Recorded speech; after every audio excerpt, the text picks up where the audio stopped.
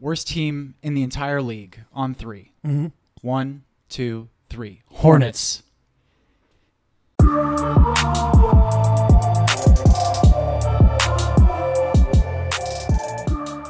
We in.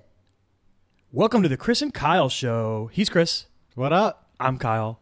And this is our NBA season preview episode. Yes, it is. Hella excited. Ooh, I'm excited for this season. Not Not as excited for this episode. I'm much more excited for the season than this episode. Oh, yeah, for sure. Yeah. I'm hyped for the season. All the build up of the, you're seeing teams with all their training camps, social media-ing out and all that kind of stuff. The Heat have done a really good job of getting people. They had their inter-squad scrimmage yesterday, the red, white, and pink game where they honor breast cancer survivors and stuff like that at halftime. They do a bunch of, they switch teams in the middle of the game. It's fun. Okay. Goran threw a lob to Derek Jones off the backboard. Oh, nice. Jimmy had a nice dunk with a backboard slap. Oh, nice. Yeah, it's pretty fun. Yeah. Apparently, KZ Okpala looked really good, which is interesting. Mm-hmm. Yeah, but not just with our respective teams. We both have very subjective things to root for as far as our. Oh, I figured we respective just get teams. the homerism out of the way early. I'm gonna do my you can best talk to about not Markel really quick. I'm gonna do my best to not talk about the Magic at all. Yeah. So, but I'm really excited for the entirety of this league and just everything that It's unpredictable this year. It's so unpredictable, and the fact that what happened last year after the Warriors got Boogie, right, and still lost in the finals to the Raptors, right? Injuries helped, but yes. See. You keep bringing that up, but that's a thing that happens all of the time with basketball. And you can't mitigate. There should be no asterisks against the. No. I'm not saying anything against away from the Raptors. It's just true. But it's the true. the potentially best player in the world couldn't play in the series. But injuries should be a factor in unpredictability, right? Yeah. And availability is an ability. Yeah. Bill Parcells, is that who did that? Yeah. Yeah, but and now going into this season, KD is hurting on another team. Victor Oladipo out probably till the All-Star break ish. The Warriors are hurt. Yeah. Right? Clay's out till the All-Star game. Boogie went to the Lakers, immediately out for the season. That you had so much movement amongst free agents going. So what was it? 40% of the league, something like that. I believe are on different teams this year, basically. We back. Somebody walked in our home. A stranger walked into our home. We were talking about the league and how unpredictable this season is going to be because the lack of a super team, really. Yeah, exactly. The entire league is wide open. The thing is, now there's a bunch of dynamic duos all over the place, which is kind of cool. That, as well as there being so much volatility amongst pretty much the entire league. So has many different players rosters, moving, yeah. Right, and I'm interested to see who fits in where and what these completely new looking teams. Yeah, how they're going to fit together. All right, so we're each going to do questions. Yeah, we each prepared 5 questions for each other. And we luckily didn't ask each other the exact same question. That would have been embarrassing. Yeah, that would have been weird. Yeah. I was trying to be creative. We'll Sure. see if it is. Yeah. All right, I'll start off. Worst team in the entire league on 3. 1, 2, 3. Hornets. It's obvious. We didn't work on that. Yeah, it's just really obvious. They're awful. Yeah. You don't pay Scary Terry that much money. And it's not only that they're awful and that they're not going to win games this year, but it's how are they going to win games ever in the future? They have their own pick, right? Yeah. Too bad this isn't the type of season where there's somebody to tank for that I know of. It doesn't seem like there's a buzz for that guaranteed number 1 guy this season. I mean, I have no idea who they're going to try and go after. Whether it's going to be I know a little bit more about the upcoming the thing rookies is, than you do, what they should go after is literally anything. They need a great player at any position. Yeah, true. They could use a Cole Anthony. I could see them fucking drafting James Wiseman. I don't know who any of these people are. Cole Anthony's actually fucking. They might get LiAngelo Ball. Is it Gary Anthony? Is that? I don't know. No. Greg Anthony? Greg Anthony, yeah. Sorry. The I was thinking announcer? GA. Yeah. The announcer, yeah. It's Greg Anthony's kid. Oh, okay, cool. And he's like a combo guard. And James Wiseman is a big. I forgot where they're playing. Is he white? Because the Hornets only sign white bigs. Nope. It's a thing. He's black. James Wiseman's black. Okay. Yeah, won't be him. All right. Also, I feel like if you're going to take a big number one, they have to be like a Carl Anthony Towns type of big. You know what I mean? Like a really versatile force on especially Anthony on the Davis. offensive. Yeah. Yeah. I mean, like Joel didn't even go one. Yeah, but that was more because of injury stuff than True. it was That's true. his capabilities on the court. Like DeAndre Ayton went number one. Yeah, that's true. Ayton did go one. But it was also the Suns. It was also the Suns. And Luka was on the board. Luka was on the board. Hey. All right. What's our get the Hornets out of here. Mm-hmm. What's our second question? So second question, the trade deadline. Ah, yes. There are interesting players who may or may not be moved by the deadline. What was on the list there? Kevin Love was on there. Yeah, let's do it. So there are certain players who are in situations in their own lives compared to where their teams stand, and they don't necessarily align. Kevin Love is like the epitome of that. Kevin Love is on a bad team with a lot of young players, and he's really good and older and deserves to be on a good team. He seems like the perfect candidate for someone that's going to move. So the only thing that hurts is that he has a huge contract.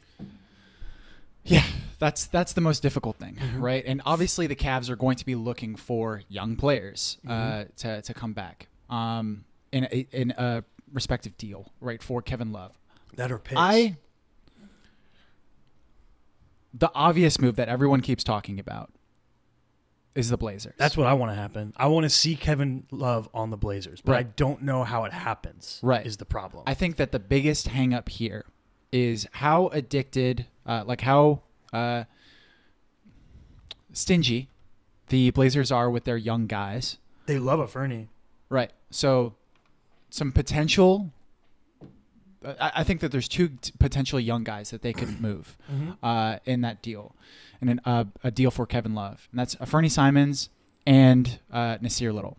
Yeah, Nasir is definitely a potential. Right. I don't see them moving Zach Collins. I just don't think that's going to happen. No, because Zach Collins, like you would hope, could be a Kevin Love type player. Yeah, and he just they he's already probably love him better so, on defense than Kevin Love is, honestly. He's a really good rim protector. Yeah, but he is so good already, and they already love him so much that I could. Wait, you're forgetting former top 5 pick Mario Hezonja.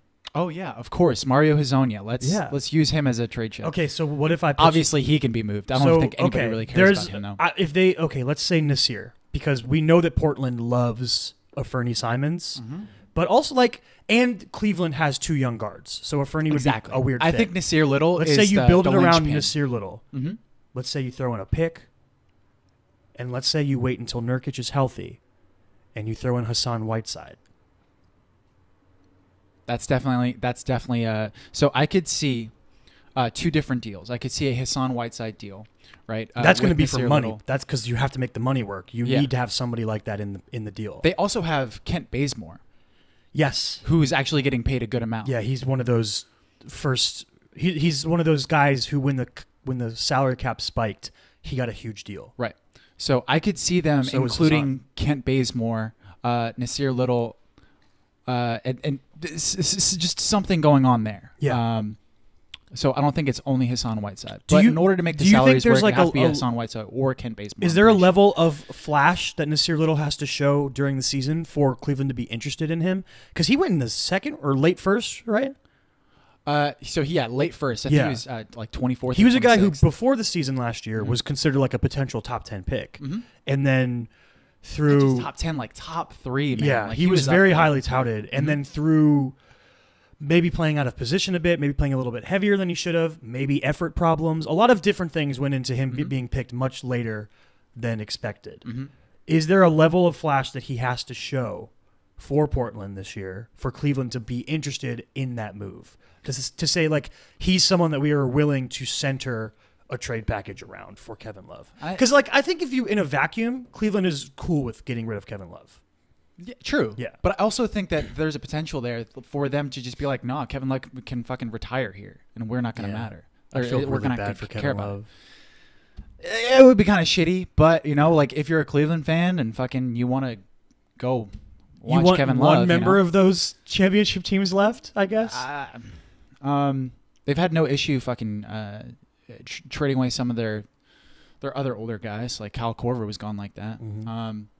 But they really need a 4 in Portland, like really bad. Yeah. Like, and it would just be really fun to see Kevin Love play for Portland. Yeah, that offense would be super fun. Mm-hmm. I'm like looking at it. Their best 4, they might start. They might have to start Nasir Little. It's either him, Rodney Hood, Pau Gasol. They still got Harkless, right? No. They don't have Harkless? Mo Harkless was traded to the Heat in the Hassan Whiteside trade and then traded to the Clippers. Oh, okay. So the Clippers have Mo Harkless. Yes. Now. God damn, this is gonna be a fucking while before we get. They might start. They might have to do like a weird 3 guard, and then put a dude who's like more of a 3 at the 4. It's gonna be their starting line is gonna be interesting. They need a 4 really bad. Mm-hmm. Like a true 4. And then the cool thing about Kevin Love is when you go small, he can play the 5. Mm-hmm. So moving on from Kevin Love. Did you have another team or just no? That's the best. That's the best situation I could see him moving to. Right. That offense would be nasty. Bradley Beal. Do you think he's moving? That's the real question, because the question is, where will each of these players be at the trade deadline? Right. So we're going to say Kevin Love, Portland, for the sake of wanting it to happen. Mm-hmm. Bradley Beal, they have said they don't want to trade him a bunch of times. But here's the problem. You're fucking awful. You're a terrible, terrible team.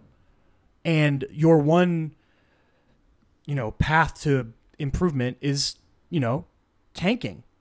As much as I don't like tanking, I understand tanking. And especially being inside of a tank process now. I'm trying to be good about embracing the tank. The fish because tank, of the Dolphins. The fish tank is real.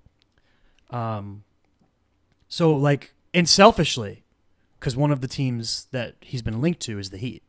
And pairing up Bradley Beal and Jimmy Butler that'd be dope.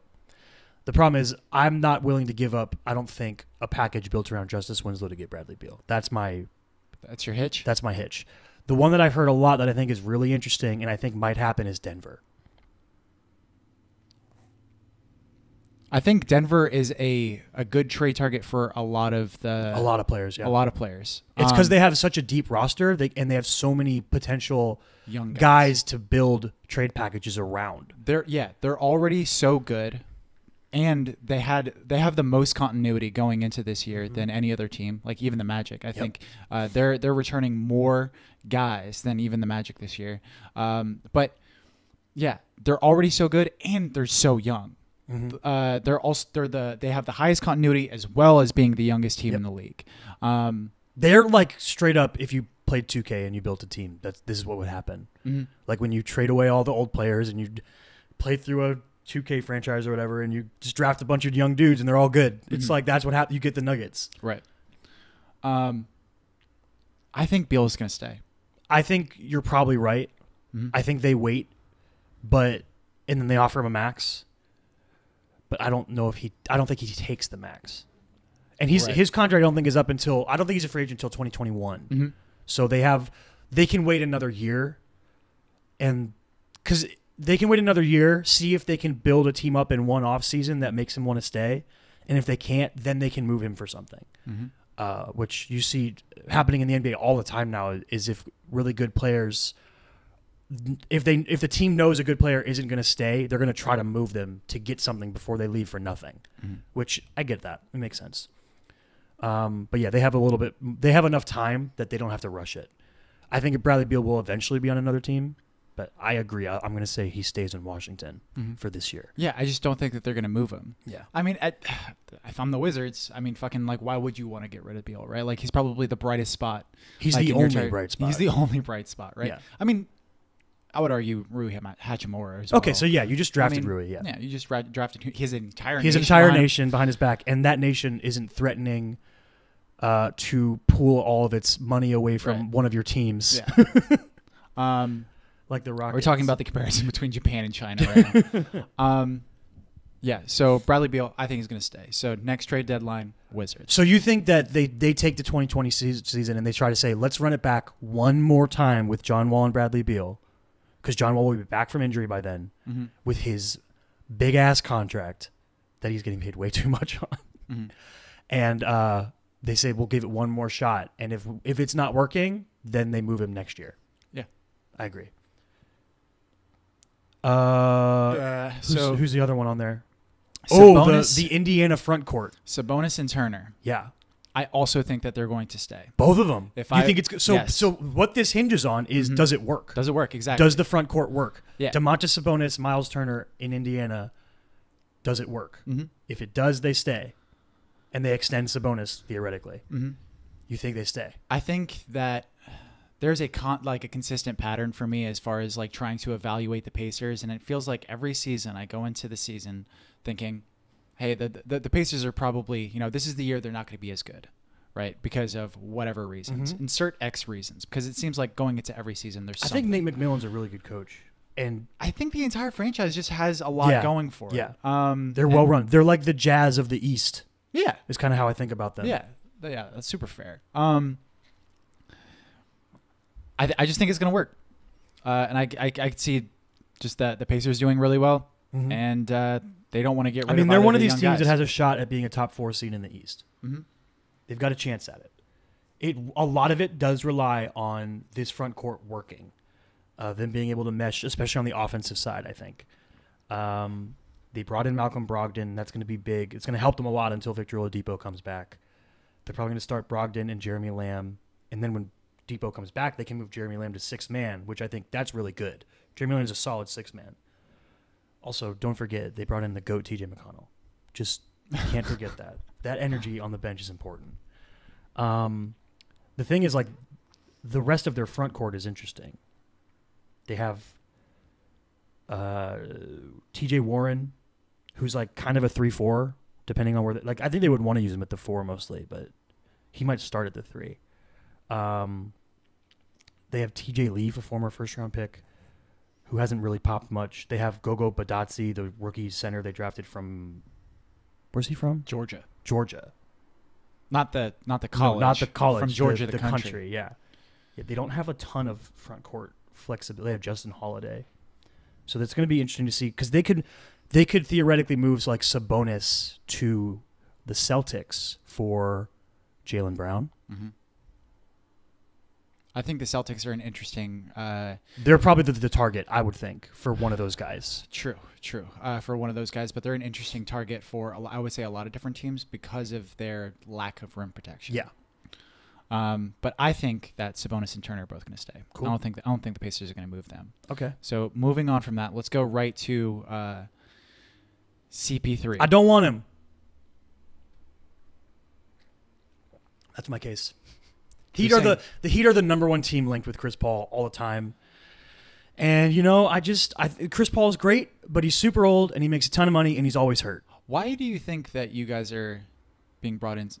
Because everyone knows that Pat Riley's a whale hunter and that he wants stars. Okay. Yeah, that's the main reason. That's it. Okay. Yeah, for sure. And because Chris Paul's really fucking good. Yeah.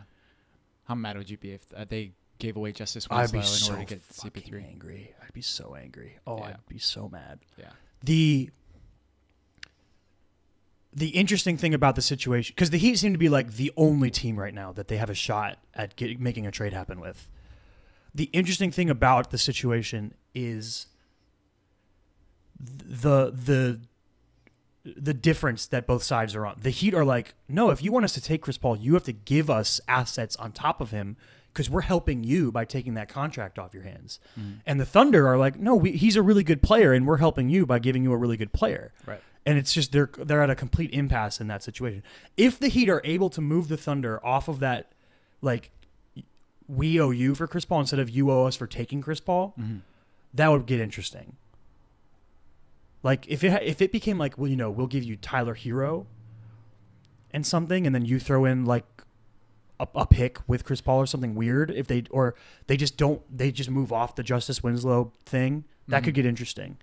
But also at the same time, Chris Paul and Jimmy Butler are two dudes who always need to be that 100% that bitch.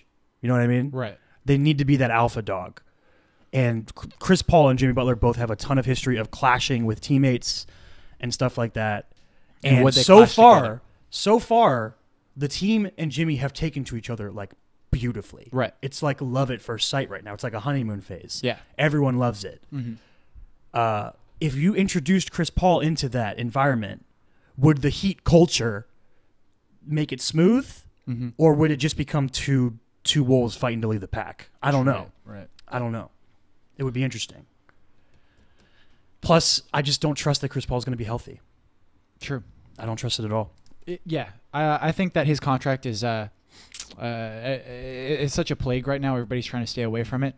That I don't think that he's going to go anywhere. I would bet on him staying. I would agree that I think he ends up staying. But what if a contending team lost a point guard?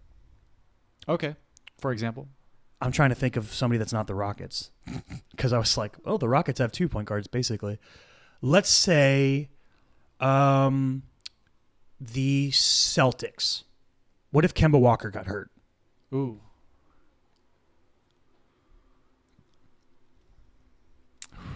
And you think that there's a potential there of them giving up one of their young guys? Well, that's the thing. They have a lot of young Danny guys right Ainge isn't a he doesn't make moves for the present. He makes moves for the future. True.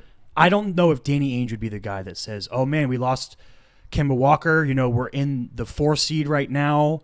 We're at danger of missing the playoffs. You know, it's around the trade deadline or whatever.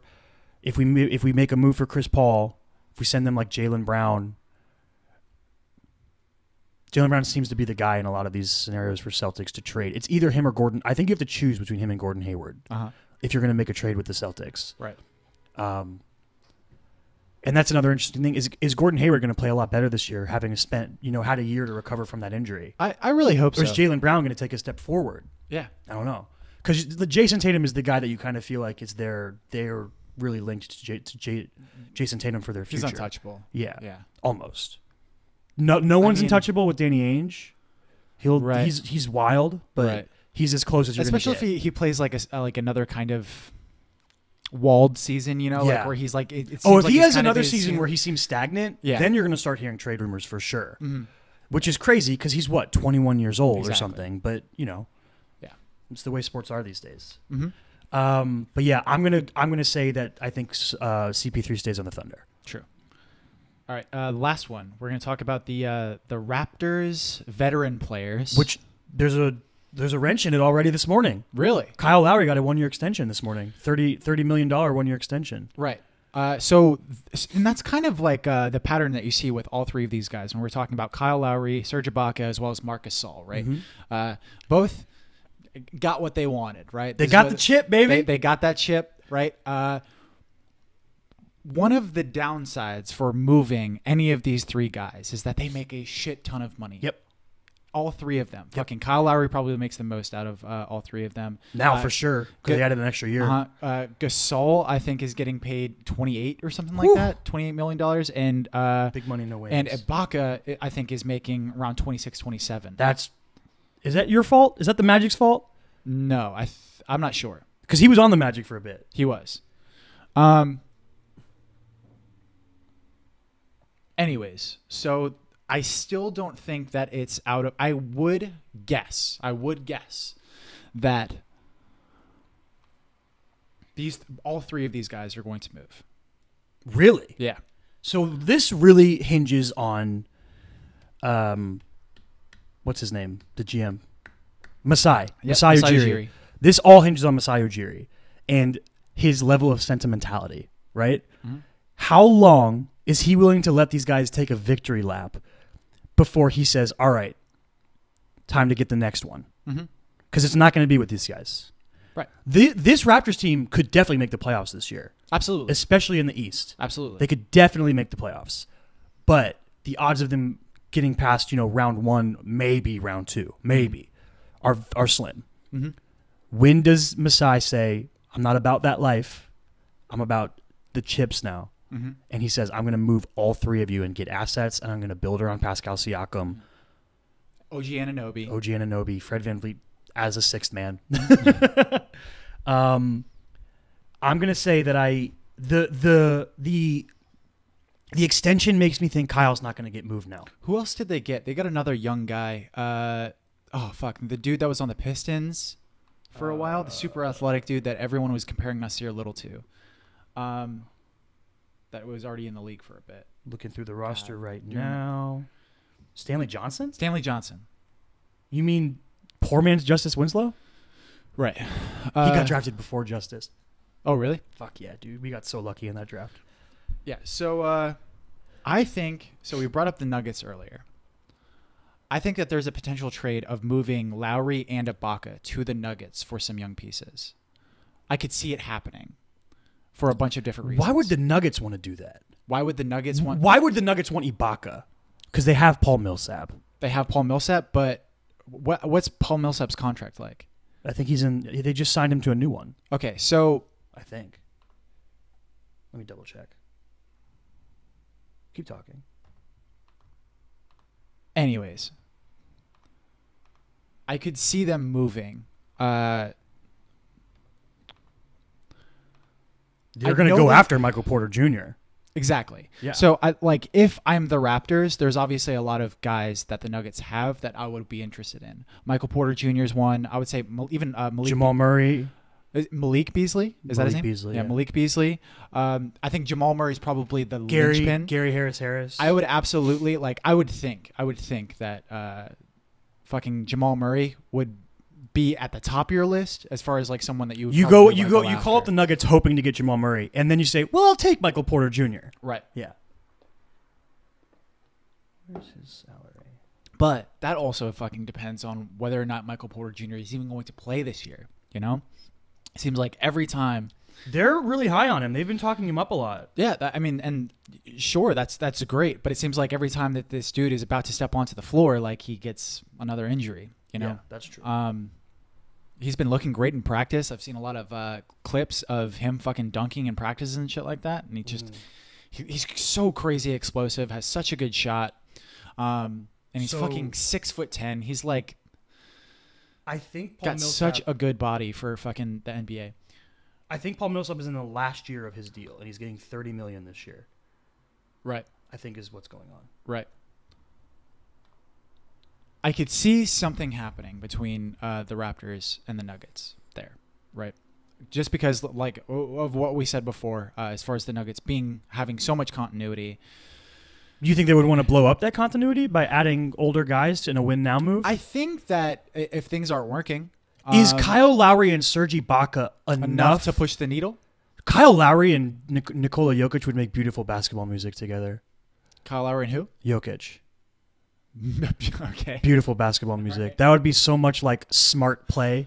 Yeah. Just cuts and passes and open shots. Mm-hmm. It'd be beautiful. Right.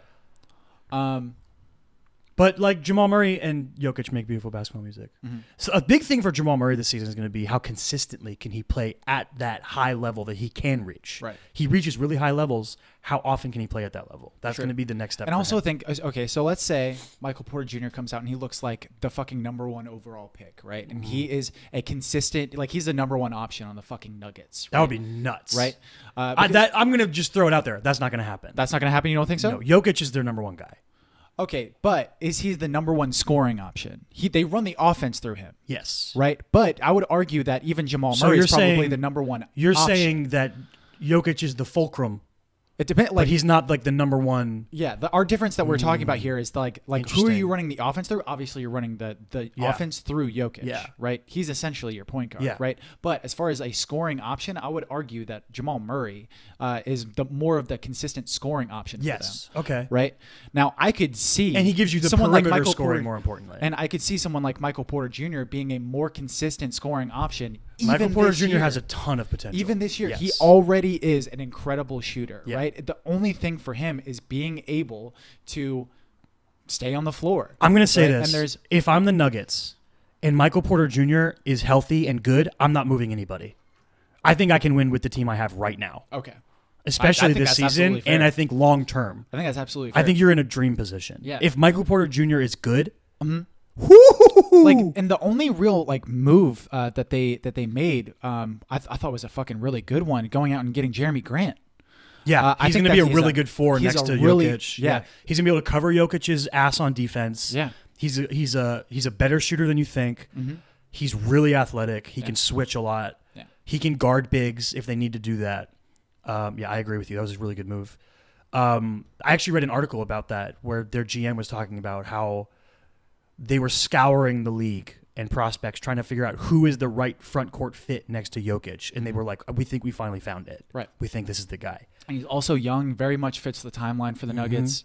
The only player I would consider moving is moving Gary Harris for a true point guard. Because Jamal Murray isn't a true point guard. So that you can move Jamal Murray to the the two. two. Yeah. Right. But I love Gary Harris, and I think that if you're going to do that, it needs to be a defensive-minded point. Because they need to cover for Jamal Murray on the So would you defensive say that end. Kyle Lowry fits That's that? the thing. Kyle Lowry fits Right. that, but he doesn't fit the timeline. Exactly. Yeah. You need, if you can put Kyle Lowry in a Wayback Machine. So who do you and think get is the young Kyle Lowry? Yeah, I mean, not too young though, because he was like You need like a 26-year-old player or something like 25, he was, 26-year-old. well, he was kind of ass for like the first 4 years of his career. When he was on the Rockets? He was really bad. So who's the prototype of someone that you would want to have next? Who's to a Jamal really Murray? good young defensive point guard? like Shea? Shea Gilgeous. Ooh, that SGA? would be nasty. Right. Really defensive, like good playmaker. Well, it's funny because the Super real long. answer is young Chris Paul. What's that? Young Chris Paul is the dream. Young Chris Paul. Defensive bulldog, amazing, the point guard level assist guy, Yeah. can score on his own. That's the dream. Right. If you could get a young Chris Paul type. I mean, But, what like, team yeah, wouldn't want yeah, a fucking yeah, young exactly. Chris Paul, right? Exactly. Shea would be interesting. Ooh, because then like you still run through Jokic and you still run through Murray second. Shea doesn't need to do a ton of ball handling, but he can. That would be interesting. I don't see the Thunder moving him though. No. Like I would rather Definitely. build around Shea long term than build around Gary Harris. Absolutely. You're making a move. That's the thing. The Nuggets are going to give some stuff up to make that swap. Mm-hmm. To move Gary Harris for a young. That's why I'm thinking like more of a 3-and-D guy, but as a point guard. Like who's Patrick Beverly, but young. Like, yeah, who's a young Pat Bev? Yeah. Off the As, top as of my a head, I'm point, not thinking of anybody. I don't know. That's what I'm saying. Just go as you are. If I'm the Nuggets, I'm standing pat. Right. I get that the Nuggets are this huge. Like everybody links the Nuggets to these trade packages. If Michael Porter Jr. is popping, I'm not doing anything. Yeah. I'm standing put. Yeah. Just play your fucking window. Yeah. Yeah. You've got a shot. But what if like some like kind of? I actually have more faith in the Denver front office than I do with the Philadelphia front office. But Okay. what if some kind of Sixers thing happens, right? And you're like, okay, Michael Porter's he's good now and he's amazing now, right?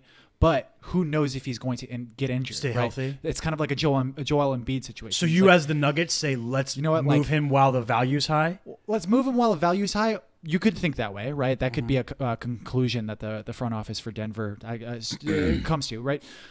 Or like let's bring in a Kyle Lowry, fucking some of these older guys to help us win now because we don't know if Michael Porter Jr. is going to be hurt in the future. Also, like, is Kyle Lowry, Serge Ibaka enough to beat the Clippers? Right? I don't think Is it it- is. I don't know.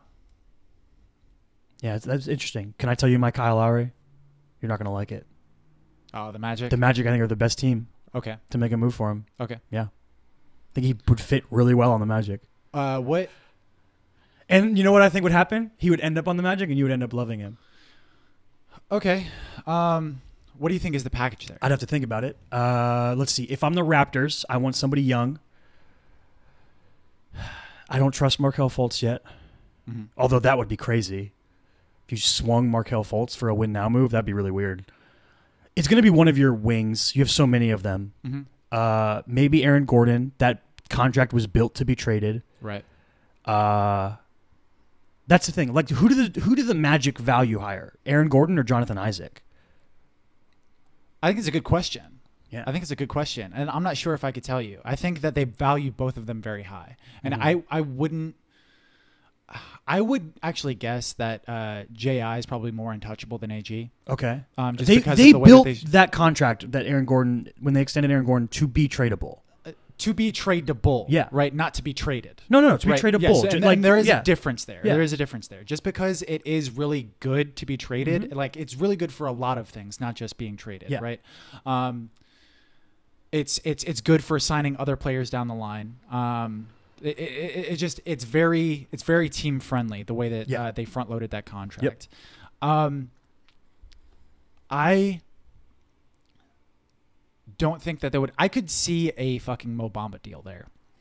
Oh yeah, for sure. If you're the Especially Raptors- if he's so the Magic. I get that Mo Bamba was a rookie, Yeah. and he got hurt, but the Magic, like their on-off numbers with Mo Bamba were terrible, Right. terrible, and they improved a lot as a team when Kem Birch came in after Mo Bamba's injury. Yeah. If that's happening again, But we also have to be careful when talking about that kind of stuff because we can't overlook specific factors of different things, right? So not only was it terrible with Mo Bamba on the floor, right, but the squad that he was running with was with Jonathan Simmons for a lot of part of that. okay, and then beginning part of the year. he was bench riding the rest of the season. Yeah, exactly. Okay. And another one was I forgot you guys had him. Jaren Grant as point. Get him out. As soon as so a lot of things sort of happened in The cohesion with rotation each other. settled We benched after Mo Bamba's injury. exactly. Yeah. So Mo Bamba got hurt. We started bringing in Isaiah Briscoe with the second unit instead of Jaren Grant, and we started benching Jonathan Simmons. He wasn't getting as many minutes.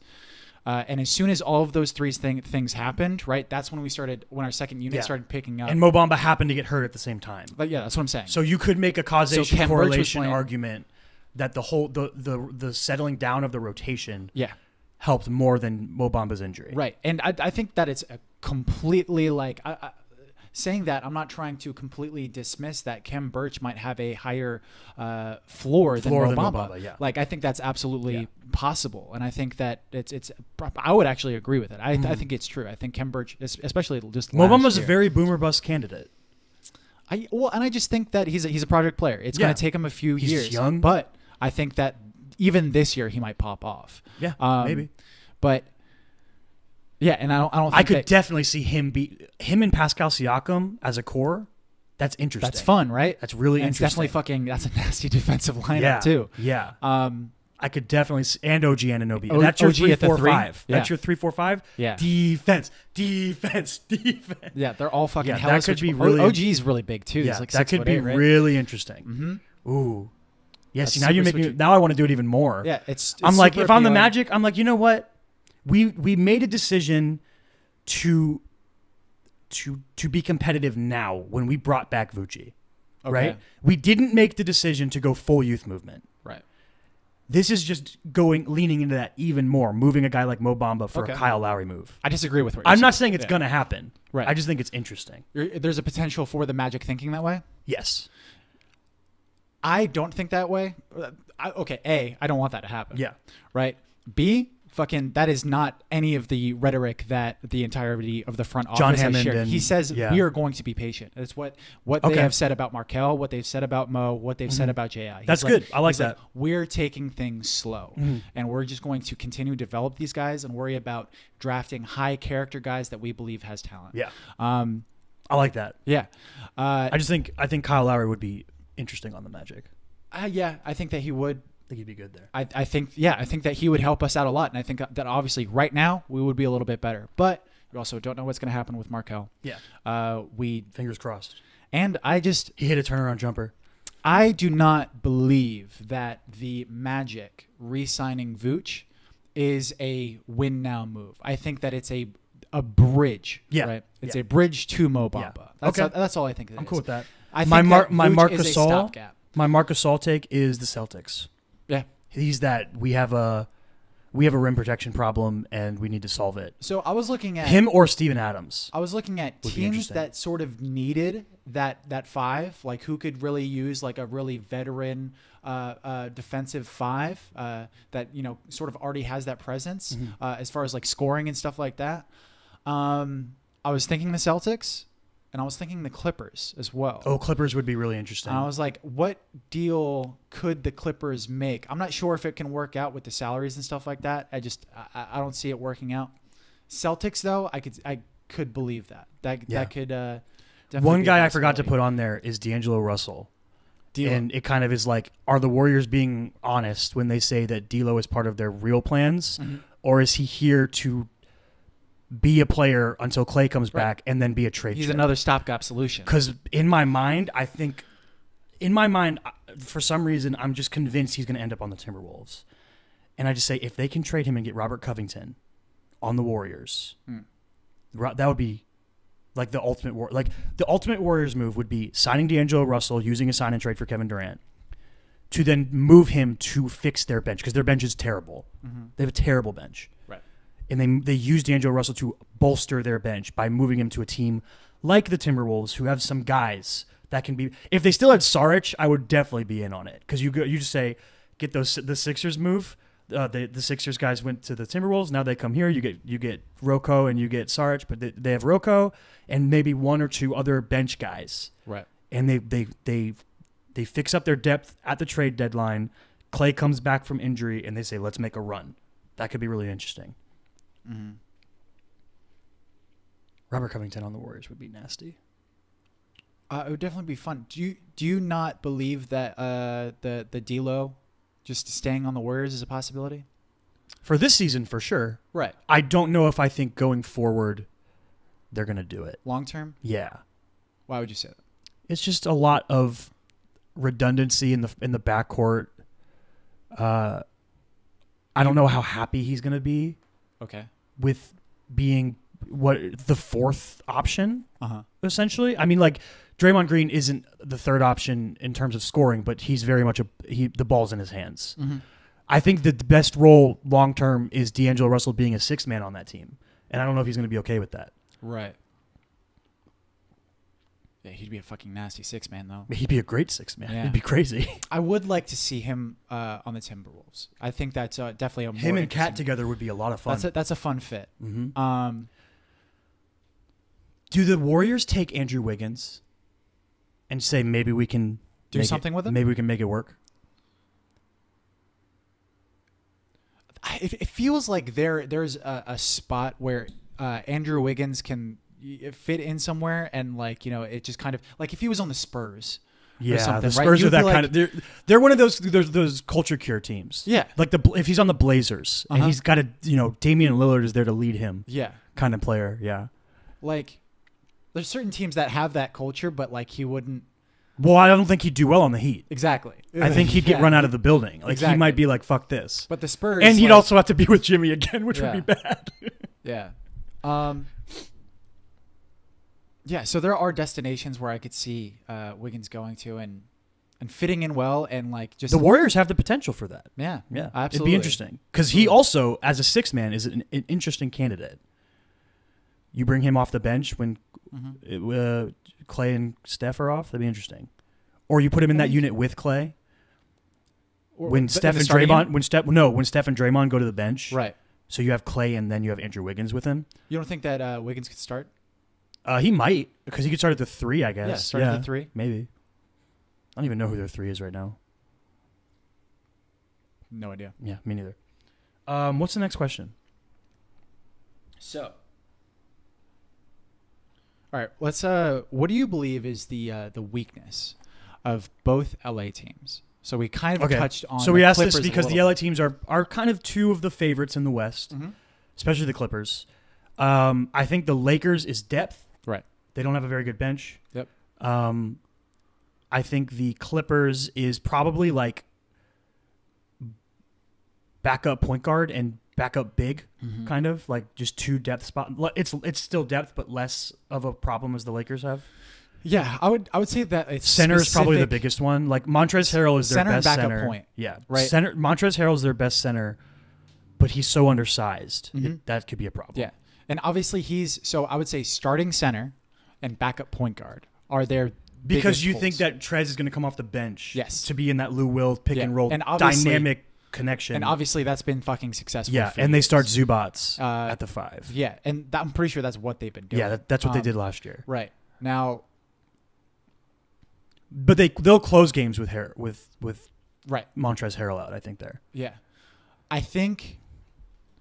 Yeah, it's going to depend on how good Zubac is. Can he hold his own in that starting lineup? And he's been doing great since he's been on the Clippers. But I think the other solution that they were they've been playing with, they've been putting Terrence Mann at their backup point guard.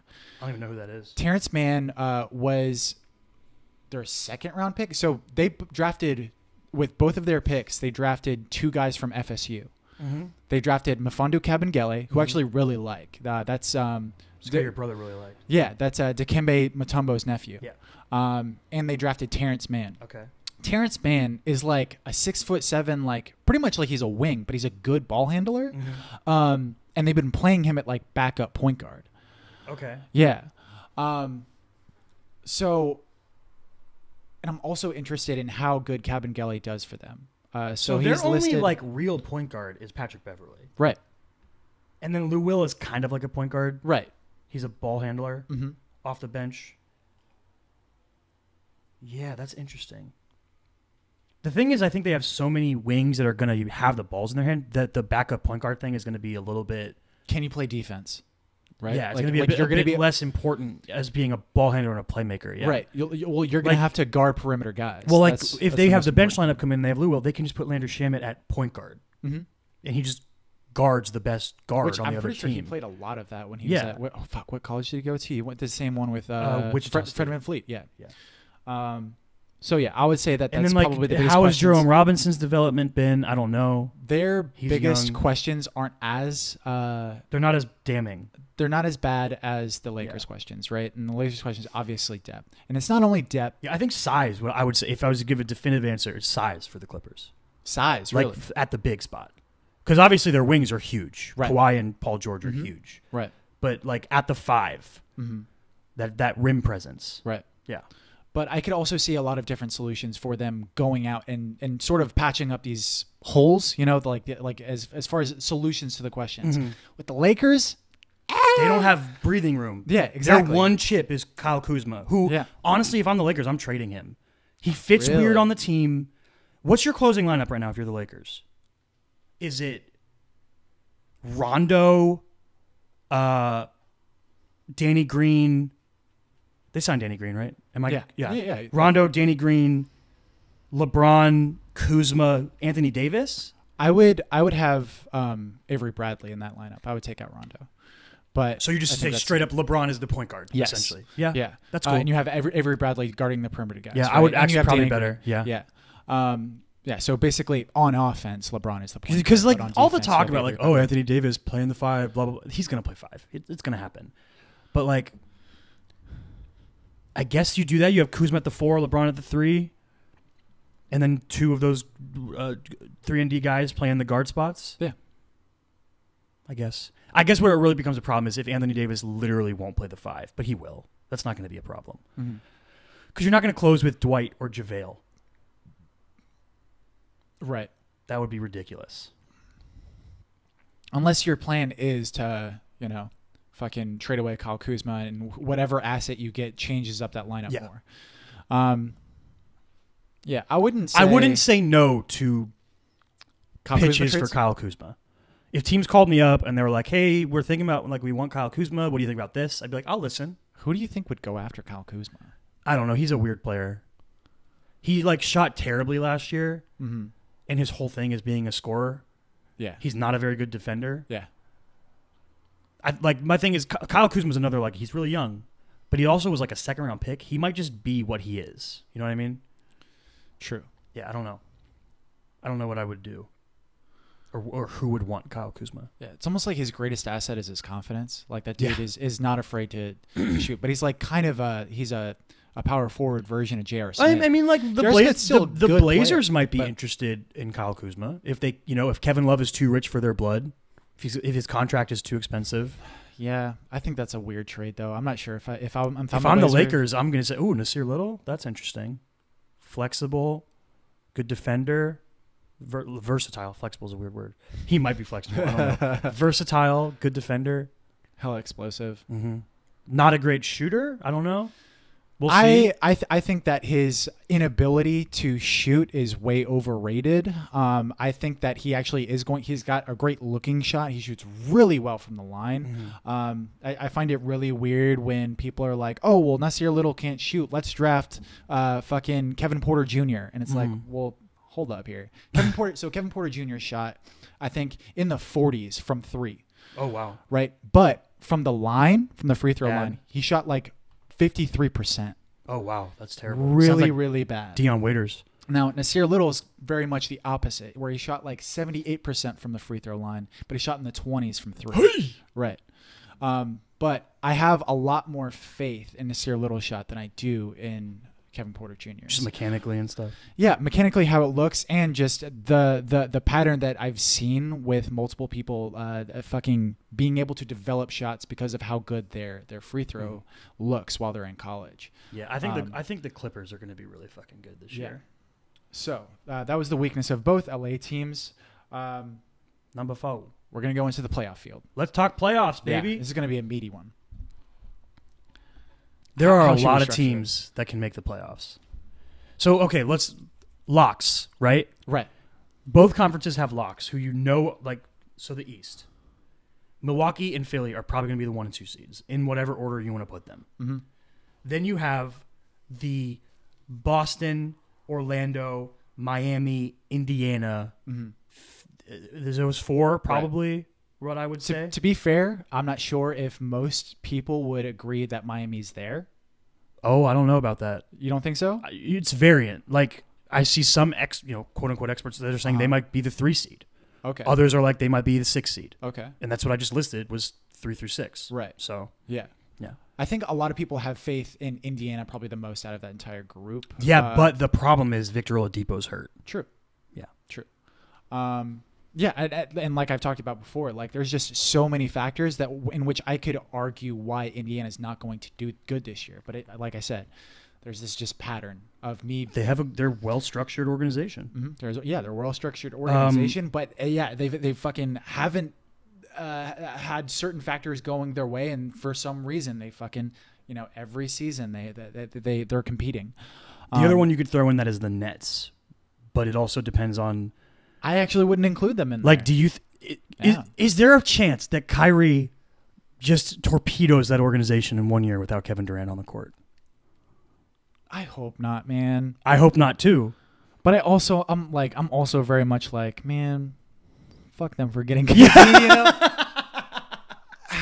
like I also don't want them to succeed because I want the Magic to do better, So it's like, but I also I like the Nets so much. While D'Lo is there, yeah, they're so fun. I love still Spencer kind of disappointed. Dinwiddie, Karis LeVert. Still kind of disappointed. It's weird that they got DeAndre Jordan. It's just weird. Strange.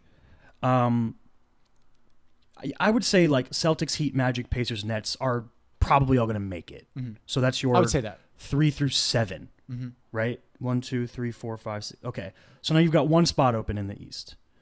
Your options are Bulls, Pistons, Raptors, Hawks. Because the Hornets aren't going to make it. The Knicks aren't going to make it. The Cavs aren't going to make it. The Wizards aren't going to make it. I think that if the Raptors want to stay competitive, they don't make any trades before the trade deadline. I think that it's going to be them. They get the 8 seed. If it's the same team and they just roll it back, mm-hmm. they're making the playoffs. Okay. I would argue. Okay. That. If they're like, you know what, fucking 30 games in, we let them mm-hmm. have their sort of homecoming run, you know, and we're not doing so hot, we're 500-ish. Yeah, we're 500-ish. You know what? Right below 500. We're just going to, let these players on the end of their career, kind of go to different places. Yeah, we're 13. We're 13 and 17. Yeah. This could go either way. Yeah. So let's say they do make a trade. Who would you give that spot to then? So if the Raptors give away their players and they're not doing very hot, I'd give it to the Pistons probably. I think I agree with you. Yeah. But I'm tempted to say Bulls. Mm-hmm. And this is going to tie into your next question. Okay. which you asked which of these young teams is most likely to make the playoffs, my answer is the Bulls. Right. Yeah, I think the question that I was kind of looking for there as well, like the sort of second part of that question, is like, who is the Kings of this year? Oh, You know? that's a little different. It's a little bit different. Yeah. Right? It's a little bit different. Because you but, might like, say the Grizzlies just because they're like, you think League Pass team, and you're like, I'm down to watch Jaren Jackson Jr. and John Morant. Yeah, but not really, because like the Grizzlies could only win fucking 20 games this year and still be super fun to watch. That I'm not talking about League Pass team, but I'm just talking about a team that sort of surprises everyone as far as how many games they actually win. Oh, okay. Right, because the Kings, I think the Bulls, I would still say. I think they're absolutely. I think most people think the Bulls are going to be really bad, but they made some sneaky veteran signings. Mm-hmm. They're going to make them competitive, and their young guys are in a part of their career where they should be making, like Lauri Markkanen should be making a leap this year. So if he's going to be the guy they want him to be, this is a season where he's going to make another jump. So when I'm looking at all of those young teams, right, in both conferences, right, when you're looking at the Kings, the Mavs, the Bulls, and the Hawks, right, those are the four teams I'm really looking at as far as young teams that potentially could make the playoffs. And the other reason I said Bulls is because two of them are in the West. Right. And I was like, get them out. West is too deep. Yep. When I look at the Kings and the Mavs, I think that they're both better than the other two, obviously. If you could put all of those teams in the East, I think the answer would probably be the Kings. There's going to be there's going to be several teams in the West this year that are going to be good that don't make the playoffs. Yeah. It's just this is going to be, this might be the ultimate season that stakes the claim for we should eliminate conference seeding for the playoffs. Right. We should just take 1 through 16. Exactly. The whole league. Now, so that leaves us with the Hawks and the Bulls when you're looking at teams in the East that could potentially make the playoffs, right? Now, including this in with the previous question of like who's actually going to make that eighth spot in right? the East, yeah. I would argue that the Pistons are, just because they have the guys. I think they just have higher end stars right now. Exactly. I think Blake, out of that group of players, Blake Griffin is the best player. Yeah, and I think they're Andre Drummond. Yeah, and they're well coached. And they've shown that they can win. Yeah, they made the playoffs last year. Yeah, they made the playoffs last year, and they've shown that they can win. And I think that's sort of my argument also, against the Bulls. But I have a weird hatred for Trae Young because of 2K. He's such a god in 2K. It drives me crazy. It's annoying as fuck, right? He's like averages like 40 points a game. Yeah. I'm like, get that out of here. Right. Now,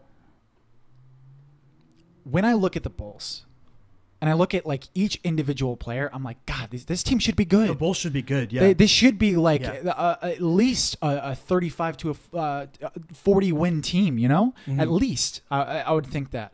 But for whatever reason, they can't fucking put it together. And I think defense is awful. And like it seems like. Well, that starts with freaking Zach LaVine. He just doesn't play defense. Mm-hmm. But when you look at you should. Okay, you have Zach LaVine. Sure. Yeah. You have Zach LaVine at the 2. But you have other guys there that now should be able to play defense. Like that's what I'm saying. They brought in veterans that are going to help with that. Exactly. Thaddeus Young. Mm-hmm. But even the young guys, right? So you have Thaddeus Young, Otto Porter Jr. They brought in Thomas Satoransky. They drafted Kobe White. Mm-hmm. I don't know if Kobe White plays defense or not, but so he's not super long. He's big height wise. Yeah. But he's not. I wonder with the new rule, with the shoe rule, what his height's going to end up being. Did you see like Draymond Green is 6'5" now? Oh really? Yeah. So they measured everybody without shoes. They're measuring everybody without shoes. Right. They're doing which is what they do with the combine anyways. They're doing new official listings of heights. Which they do that with the combine. They've been doing it recently. Draymond Green with is and without 6'5". shoes. That makes him more impressive. Right. The fact that he plays defense the way he does and can guard 1 through 5 and he's only 6'5". He's also super long though too. It's crazy. Yeah, he's super long. Now, like Wendell Carter Jr. is supposed to be a defensive force. Yeah, and same thing with Lowry, man. Yeah, Lowry's a good supposed defender. To be he's a really aggressive, not crazy athletic or anything, but great shooter, though. But he's a good rim protector and he can fuck people up. Then you've got you got wing defender types like Denzel Valentine, even like Chris Dunn. Chris Dunn's supposed to be a good defender, right? Otto Porter Jr. There are the personnel is there, you know. And when I look at them, I'm like, this should be a better team than the Hawks. But I still have more faith in the Hawks. I don't. I have more faith in the Hawks because of like So there was only a 7-win difference when you're looking at the Bulls and the Hawks that they finished last year. So the Bulls, I think, had 22 wins. 7 games better, yeah. Yeah, the Hawks were 7 games better last year, and they started turning it on more at the end of the year when Trae Young started playing better. Yeah, right. I think it seems to me like there is more of a plan of action when it comes to the Hawks than with the Bulls. They have an identity. They have an identity a little bit more. Well, right? the Bulls' identity is our coach bullies us. Yeah. Yeah, and all of that stuff that sort of was happening with all the practices. They settled in. They settled in. They also got a new coach, right? No, the Bulls. Jim Boylan is still their coach. Wait, who? No, I'm thinking of the Cavs. So Jim Boylan is still their coach. Yeah. Boeheim went to the college guy, the old college guy. Went to he coached at Michigan and went to the Cavs. Sorry. So Boylan's still their coach. Mm-hmm. Yeah, that doesn't instill a lot of faith in me. I would hope that they can put it together because, like I said, it seems like they have all of the personnel to do it, and it seems like they should have a really fun young team. If you were to reframe the question as to which one of these two teams will be like a perennial playoff team in 3 years, I would say the Hawks. Okay. But I don't think this year. Okay. I think I'm going to put the Bulls above them. Okay. Because I think more changed for the Bulls. I think like Thomas Satoransky and Thaddeus Young and like halfway Otto Porter, like these are veteran dudes who play defense that know how to play. Yeah. That weren't there last year. And Otto Porter Jr. was only there for half the season last year. Yeah. Plus, all their young guys are going to get another year older. And their young guys are a little ahead in terms of time than the Hawks guys are. Right. The Hawks guys are younger. Lowry is a little older. Yeah, exactly. They're a little older. Yeah. Yeah. I absolutely think I'm going to say that I think my 8 seed is also the Raptors. I'm going to say the same thing. If they don't make moves, and I would agree that the Pistons will get it if they don't. Yeah. What about the West? We're going to say, okay, tell me when to stop for locks, okay? Clippers, Lakers, Rockets, Nuggets, Jazz, Warriors, Blazers, Mavericks. Yeah, you got to stop for locks. 7 locks. Yeah. Which is ridiculous. Locks is too strong. Okay. I think locks is too strong. Because like, Who's not a lock in that group?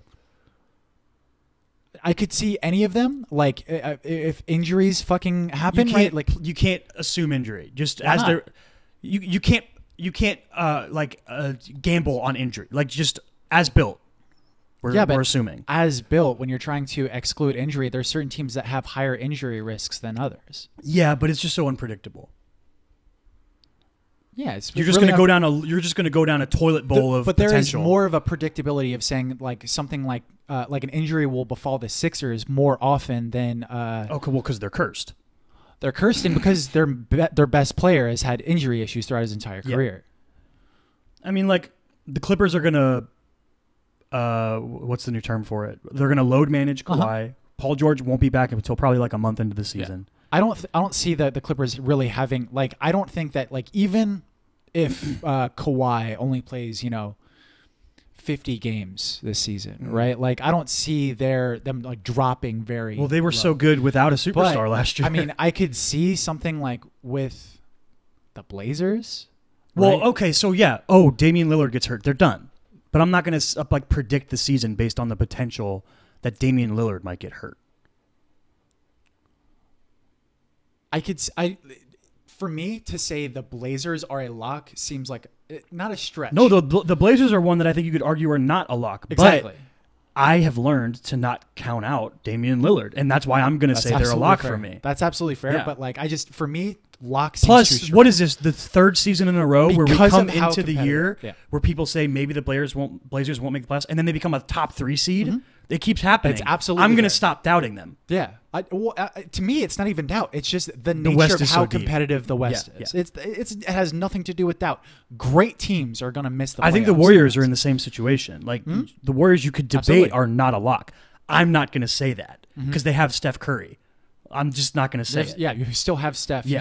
I mean, Steph Curry and Draymond Green and D'Lo's really good. Yeah. Yeah.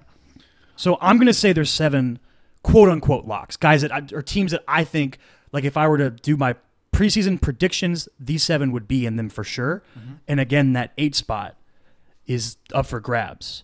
and it's going to be Mavericks, Timberwolves, Pelicans, Thunder, Kings, Spurs. Right. So the teams that you're leaving out of that group are the Suns and the Grizzlies. Yeah, the Suns and the Grizzlies are not in my. Right. I don't think they'll make it. Mm-hmm. Now, that's insane. Just take a step back and think about that. That's 13 teams in the West that you could debate have a chance to make the playoffs. Mm-hmm. That's crazy. Mm-hmm. Yeah, it's so. I'm going to take volatile. out. I'm going to so many one at a different time. things that could Timberwolves. happen. I'm going to take out. I don't trust it. Same. I just don't trust it. Same. If I had to, they put rely money on Andrew Wiggins too much. If I had to put money on it, like I probably wouldn't put. I'm not going to put the Timberwolves. I'm going to as take making the playoffs. out the. Ooh, it's so hard. So the teams It's so hard. that I'm going to take out if I had to put money on it, right? It's obviously so fucking volatile and so many different things can happen, right? The teams that I would bet on not making it: the Pelicans, the Kings, the Grizzlies, the Mavs, the T-Wolves, the Thunder. So the Spurs are getting in. So the Spurs. I'm leaning towards Spurs too, but am I just doing it because they're the Spurs? Yeah. That's the problem. But they're also the They're the Spurs. Spurs. They're the freaking Spurs. Yeah. The Thunder's starting lineup can make the playoffs. I don't know if they're bench. I'm going to take the Thunder out. And they have fucking Deontay And- Murray back. Yeah. Yeah, you got to think There's a about chance that the Thunder trade Chris Paul, and then they're not trying to make the playoffs. Mm-hmm. The Mavericks are going to take some time for that to mesh together, I think. So I'm going to take the Mavericks out. But I think there's a bright future there. The Euro team has a future. Mm-hmm. Luka and Kristaps are going to be a lot of fun. I wonder if the Spurs are going to make any kind of trades. Maybe. Yeah, if they're, I mean, because you have 3 young guards, right? You have Derek White, DeJounte Murray, Lonnie Walker, the Lonnie fourth. Walker, the 4th, yeah. The fourth of his name. I think all are good. I mean, if I was running the Spurs, I would just have Derek White be the backup, right? I feel like that should be the. And then you have Lonnie Walker at the 2, Deontay at the 1. The thing is, DeJounte is so big, Mm-hmm. you could theoretically start all 3 of them, and he could guard threes. Yeah, but they also have DeMar DeRozan. I feel like Lonnie could. Oh, that's true. They have DeMar. And you See, can't put him at this the is 4. the curse of being Debo. You are the perfect 6th man, Okay. but you're too good to be a 6th man. Okay. You know what I mean? All right.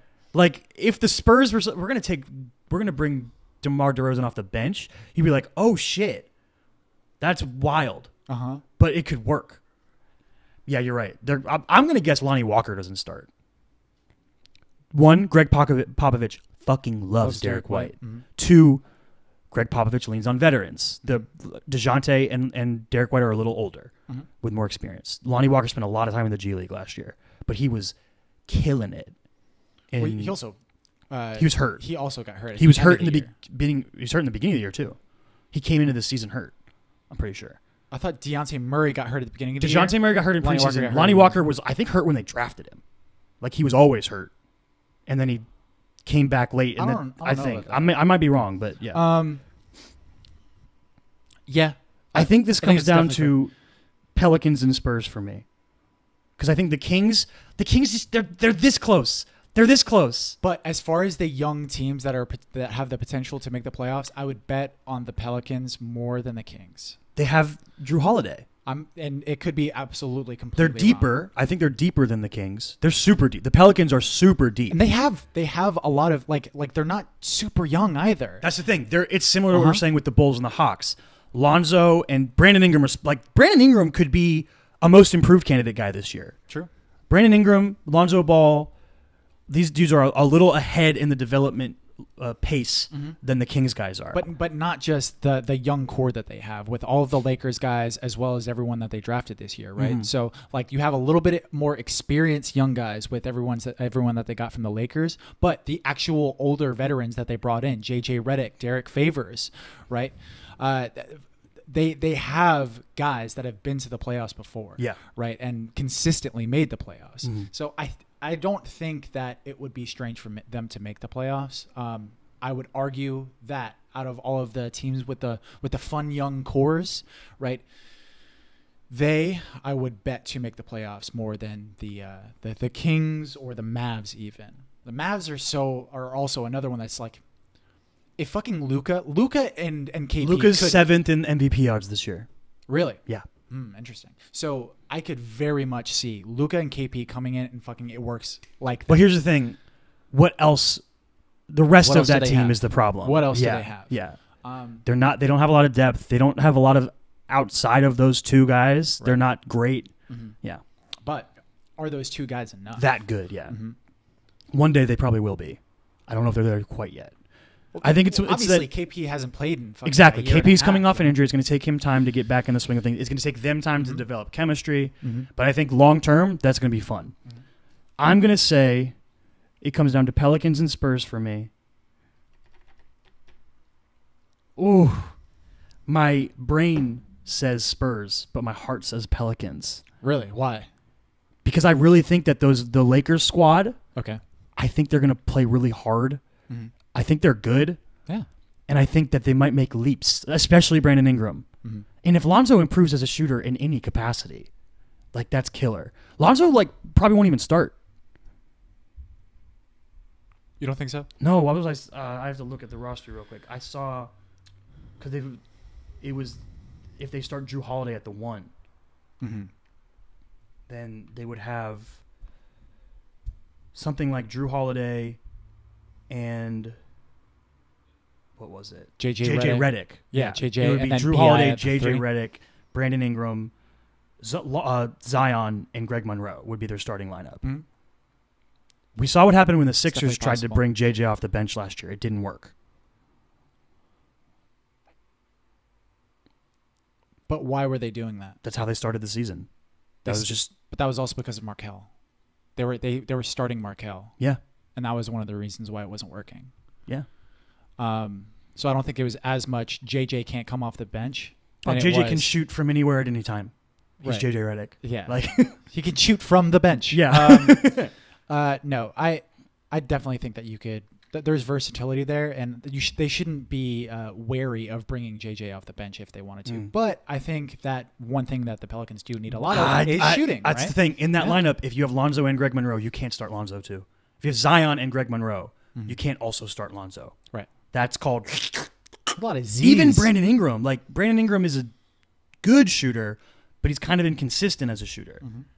That could be a potential lineup of only Drew Holiday is a good shooter, and that would be bad. You put in Redick though, that's like gravity. Definitely, yeah. Definitely, gotta frees find up him. a lot of people. Yeah. Yeah. I would definitely agree with you. So yeah, I don't know what the call is though. The other thing is just like I really like Zion. I think he's fun. I'm still gonna say Spurs. I can't. Their bench I lineup is can't- going to be fucking funny Well, shit, dude. the Pelicans. The Pelicans. Yeah, it's gonna be super fun. Yeah, because okay, let's say you stick with that starting lineup. They have Jackson Hayes coming off the bench. They have Nickeil Alexander-Walker exactly, coming off and the Lonzo bench. coming They're off so the bench. young. Those guys are so young. And you can absolutely play have Ja. Lonzo and NAW together. They might play Ja. Frank Jackson will probably might get some minutes. That Josh Hart, Josh Hart. Etuan Moore. They're deep. Damn, Josh Hart is kind of a weird one. Because you can't. Are you gonna play Josh Hart, NAW, and Lonzo all together? How big is 6'5"? So Lonzo and NAW are fairly big, but you would have to put Lonzo guarding threes. Yeah, which I mean, honestly, Lonzo can do. Yeah, He's a really good I defender. have faith, and it depends on who you're playing as I well. don't. So here's the thing. I don't think you necessarily play them all together, but they all get bench minutes. Does that make sense? True. Yeah, for sure. Like For I think those different I think rotations. maybe your first substitution is maybe take out Drew Holiday, put in Lonzo. Yeah. And Lonzo's playing with JJ Redick, and then your next substitution is take out JJ Redick, put in Josh Hart, and then your next substitution is take out and you're staggering these guys as minutes. Yeah, that's very yeah. Yeah, I would Also, agree with you, but that's guys a like fun fucking Nickeil bench. Alexander-Walker, he's so young, you don't know how much he's going to play early. Yeah, but I think that he has one of the highest floors of any of the rookies this year. They're loaded. They're loaded with depth. Yeah. They don't have a lot of shooting in the front court is a big problem. None of their big guys bring shooting. Derek Favors, Julio Okafor, Zion, Jackson Hayes. Yeah. Jackson Hayes made a 3 in summer league. Ayo. Yeah, but it was. I'm gonna say wonky. Spurs. It did not look pretty. I'm gonna say Spurs out of reverence for Greg Popovich. Yeah. I can't go. It's like the Blazers. I can't go against them until they give me reason. When's the last time they haven't made the playoffs? I don't know. Were we alive? I don't think so. All right. What's the next question? All right. So we kinda went just did over the two of playoff them, field. And your young team. All right. Now, fucking bright future, right? Which teams do we believe has the brightest future? Grizzlies, Cavs, Wizards, Knicks, Suns. So out of the Hornets. bad teams, who should feel good about where they are? Right. The Hornets are not the Hornets. I know that. I think the Grizzlies should be excited. For sure. Yeah, out of those teams, absolutely. I think I would be most excited to be For a the Grizzlies Grizzlies. fan. Absolutely. Yeah. I would agree. You've got whatever the millennial son of grit and grind is, you have it now. For sure. Between John Morant and Triple J. Yeah. J3. I mean, I wouldn't say Rise and grind or something. I don't know what you call it. Well, I would say pace and space, but like they're not space horizontally, but space Vertically. right? Because literally, like, so the 3 young guys that they have, right? Fucking Jaren Jackson Jr., John Morant, and Brandon Clark are all lob threats. Yeah, they're John Morant leapers. is a point guard, but he's also a lob threat. Yeah. And all 3 of them have just insane verticality. Yeah. Probably Jaren Jackson the least, Which is out of crazy. which is insane. Which is nuts. Yeah. But all 3 of them, fucking really talented young guys. Is Jaren Jackson Jr. younger than Brandon Clark? Brandon Clark. I think so. Yeah. I think Brandon Clark was in college for a few years. Yeah. Okay, I'm going to ask you this then. We're going to agree the Grizzlies have the brightest future out of them. Yes. Out of these teams, I think the Cavs and the Suns are debatably the next 2. Okay. I think that's fair. Who do you have more faith in long term? Okay, so you're going to disagree with this. I think the Wizards, because they have Bradley Beal. I think that. See, I'm operating under the assumption that Bradley Beal eventually gets moved. Right, but even if he does get moved, that's a really big asset. You're still stuck with John Wall. True. You're still stuck with John Wall's a great player, but injury concerns and yeah. Weight concerns he's had, stuff like that. Well, and I was about to say dead weight. Looks like a pirate though. When he grew his beard out, his contract is very much dead weight. It's Chris Paul level, like huge. But Chris Paul can actually play. You know. Yeah. John Wall this can't. season. Yeah. So I mean, you have this fucking supermax contract that's on your books, and a player that can't play. I'm not gonna say you're wrong. Yeah, I would say that because they have Bradley Beal is the biggest asset out of any of these teams. Here's gonna be the other thing I throw in the wrench for you though. All of these teams have, pretty much all these teams except maybe the Grizzlies have shitty front offices or ownership you don't trust, right? Mm-hmm. True. I think out of the ones we're talking about now, the Wizards, Suns, and Cavaliers, I probably trust the most because it's not their owners. Actually, their owner sucks too. Who? What's that guy's name? That guy that talked shit about LeBron after he left the first time. I forget his name. For who? The Cavaliers. Yeah. It's so tough to figure out. Gilbert? Yeah, Danny Gilbert? Dan Gilbert, yeah. You might be right about the Wizards. The problem is the route of we have Bradley Beal and we have John Wall next year. It feels more like we're the Wizards and our bright futures, we can get back to maybe being an 8 seed. Mm-hmm. Whereas if I'm the Grizzlies and I feel like, in 5 years, we're going to be able to build a team that can contend. Yeah, exactly. With this core. Yeah. With these 2 guys. But that's so also like I don't know if the Cavaliers weird we drafted 2 guards 2 years in a row thing is good. Like did they draft Darius Garland because they didn't like what they saw out of Colin Sexton for a season? They very much want to be the Blazers. Blazers East. Okay. I'm not opposed. I hope they do it. I'm not opposed to that. I hope that they do a deal with fucking the Blazers. Yeah, and send Kevin Love over and get that could be really interesting. Yeah. The Suns is a lot of it depends on what you feel about Devin Booker.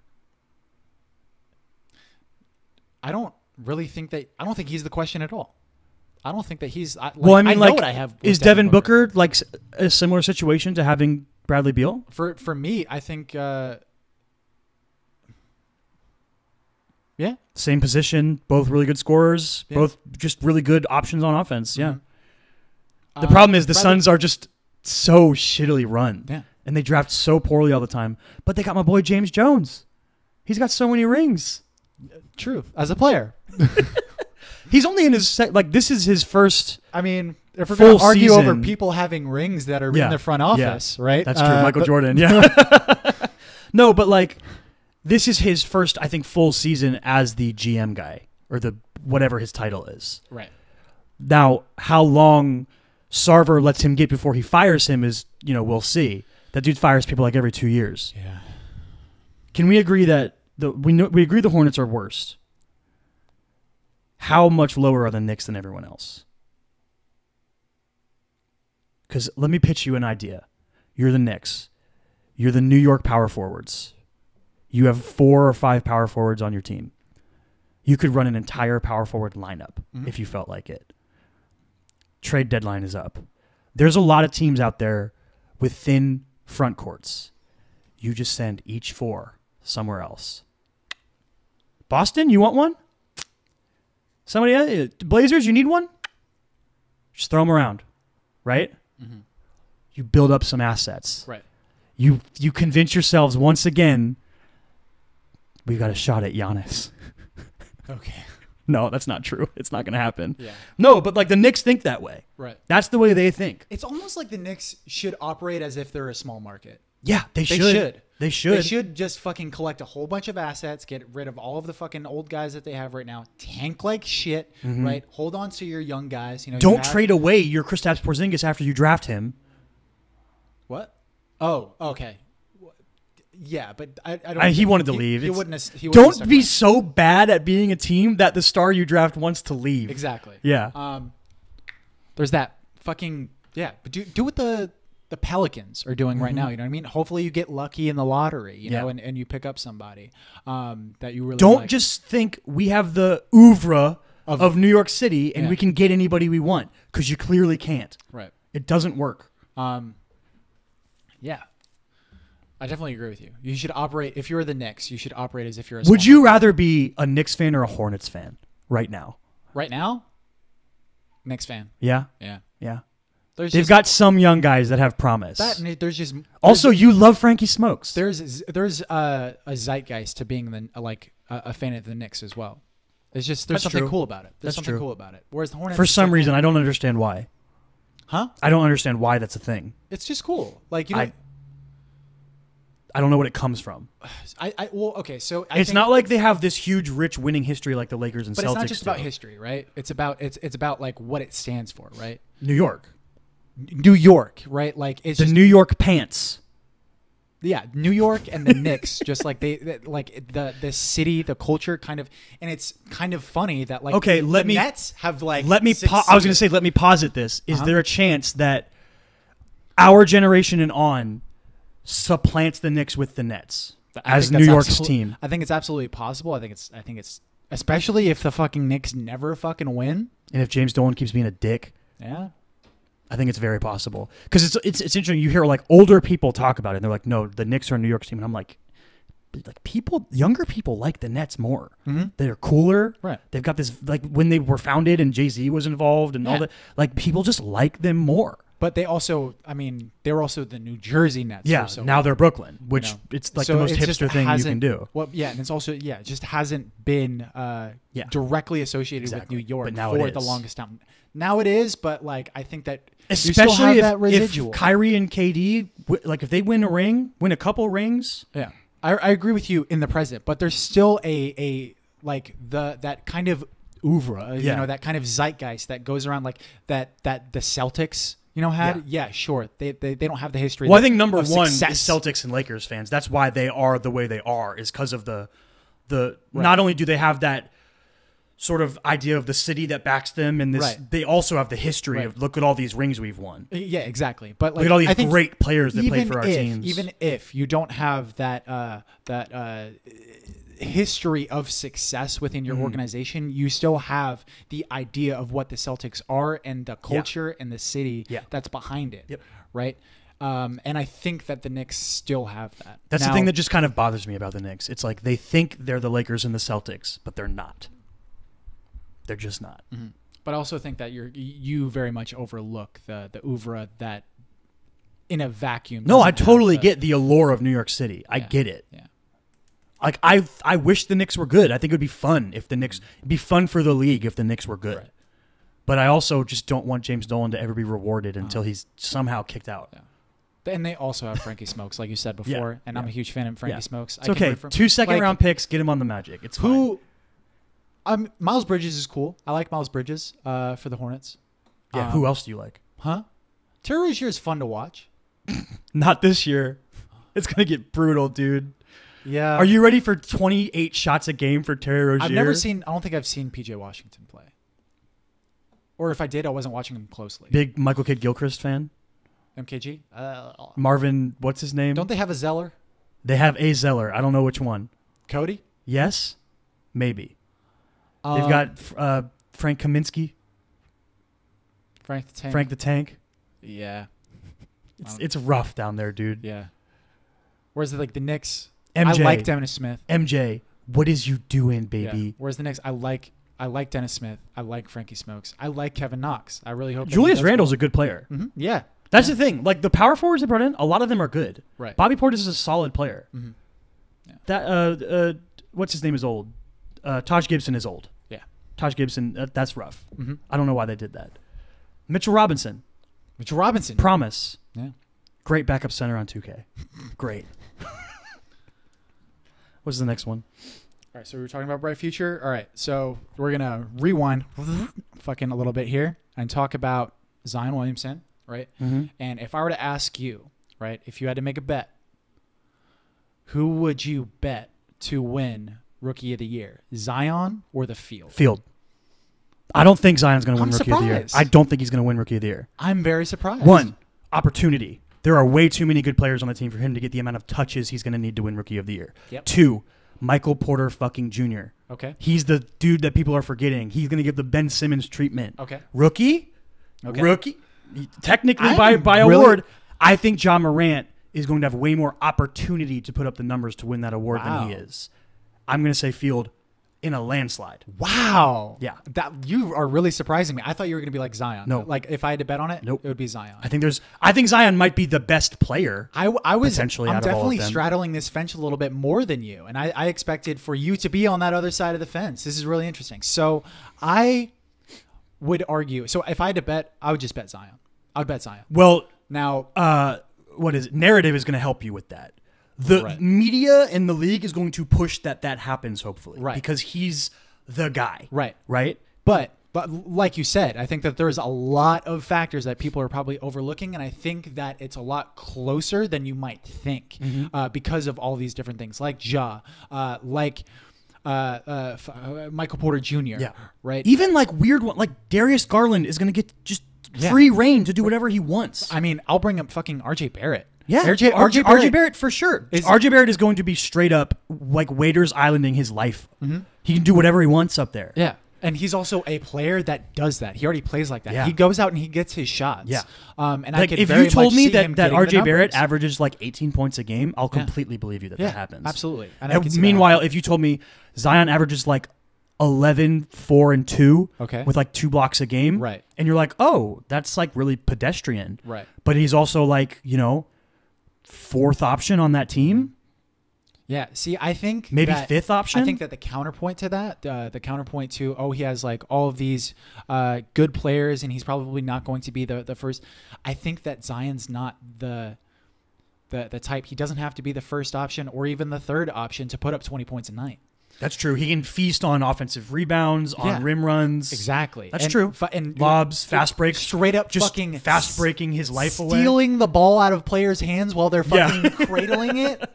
You know, just poor Frankie. He could just barbarian style fucking steal balls. Was that Frankie? No, it was Kevin Knox. Kevin Knox. That's right. It was Kevin. You didn't Knox. even mention him. You like him, don't you? No, yeah, I brought up Kevin Knox when I talked about the Knicks. Yeah. Yeah, I still think that he has potential, even though he sucked last year. Here's the thing: Kevin Knox should get some minutes at the 4, but they have too many 4s to do it. Kevin Knox got to play point. Yeah. So yeah, I would bet on Zion to win Rookie of the Year just because of something like that. I think that he's such a fucking force, man. He is a can do force. So many different things. And on here's the floor. here's the other thing. Like in summer league, he was out of shape. Is he going to be in shape? And where did they come from? I don't know. People looked at him, and then the Pelicans were like, "We're not playing him." He got tweaked. He tweaked his ankle or something.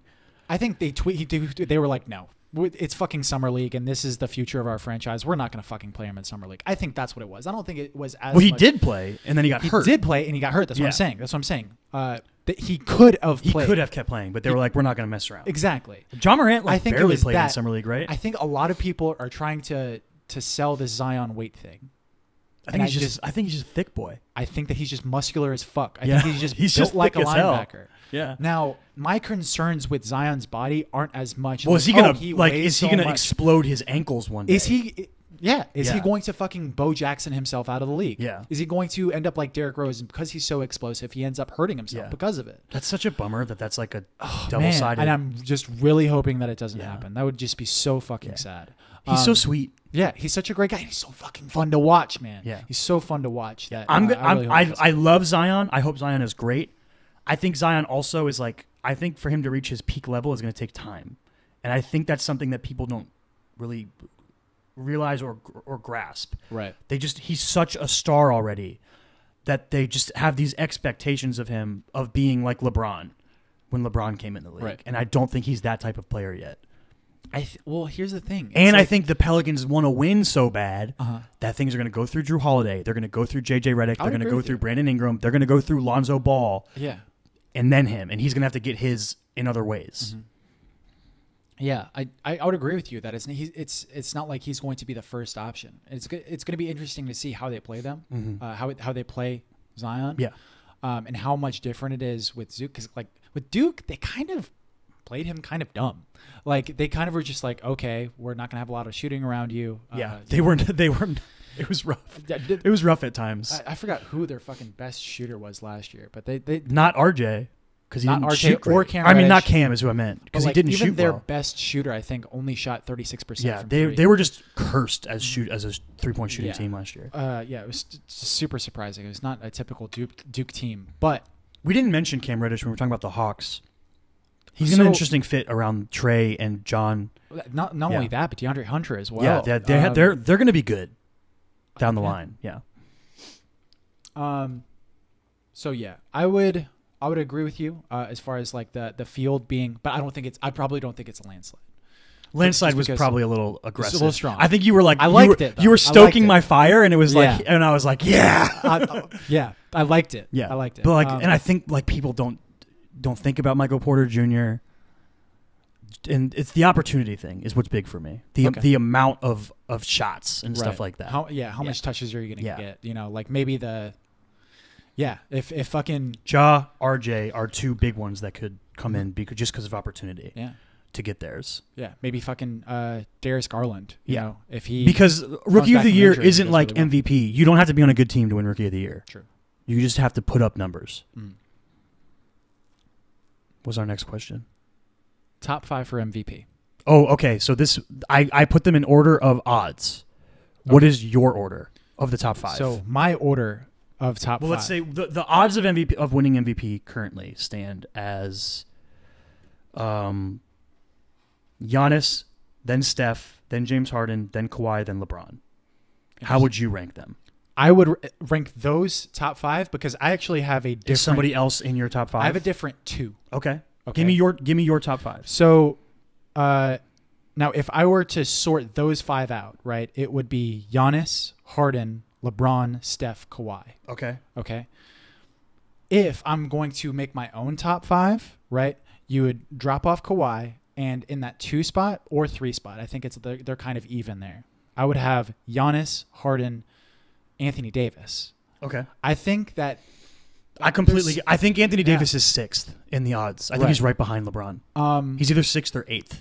I could just absolutely see fucking Anthony Davis. He's going to feast. Yeah. He's going to feast with LeBron feeding him. Yeah. It's going to be crazy. Yeah. Yeah, and he's also just at the fucking peak of his career, right? Yeah. Like he's just like right in that window. I'm not going to push back on that at all. There's a complete chance that that LeBron sort of cedes to him that level of success. Now, I'll go through some of my reasoning as far as some of the other guys, right? Giannis being number one for me is that he already won it. He's that's why I'm not going to have him number one. Okay, because he already there won seems to be a level of the NBA doesn't like repeat MVPs going on. I think that there's precedence against that. Also, I think the Bucks might be a little worse this year than last year. I would losing Brogdon I'd hurts, and I think there's going to be just a slight less success, a little bit. Right. Like a big reason he won MVP last year over Harden is because they were the best record in the league. Mm-hmm. That helped a lot. Yeah. My number one, Steph Curry. Okay. That's fair. There's opportunity he's also for precedent. He's precedent that's against multiple MVP winners, right? Well, so yes, consecutive but years. This is a reversion to Kevin Durant, Steph Curry. That's a narrative that NBA writers will get behind and push, definitely, and be like, look at if they are able to secure like a top 4 seed in the West, Steph Curry I think will win MVP if that happens. So that's your one. That's going to be. That's the thing. If I'm ranking it by odds, I would probably say probably not. But like that's the one that I don't know how to explain it. Like odds are Harden probably wins. Probably. Okay. Like there's now 3 years in a row Harden was in the top 2 for MVP candidate. He won one of them. Mm-hmm.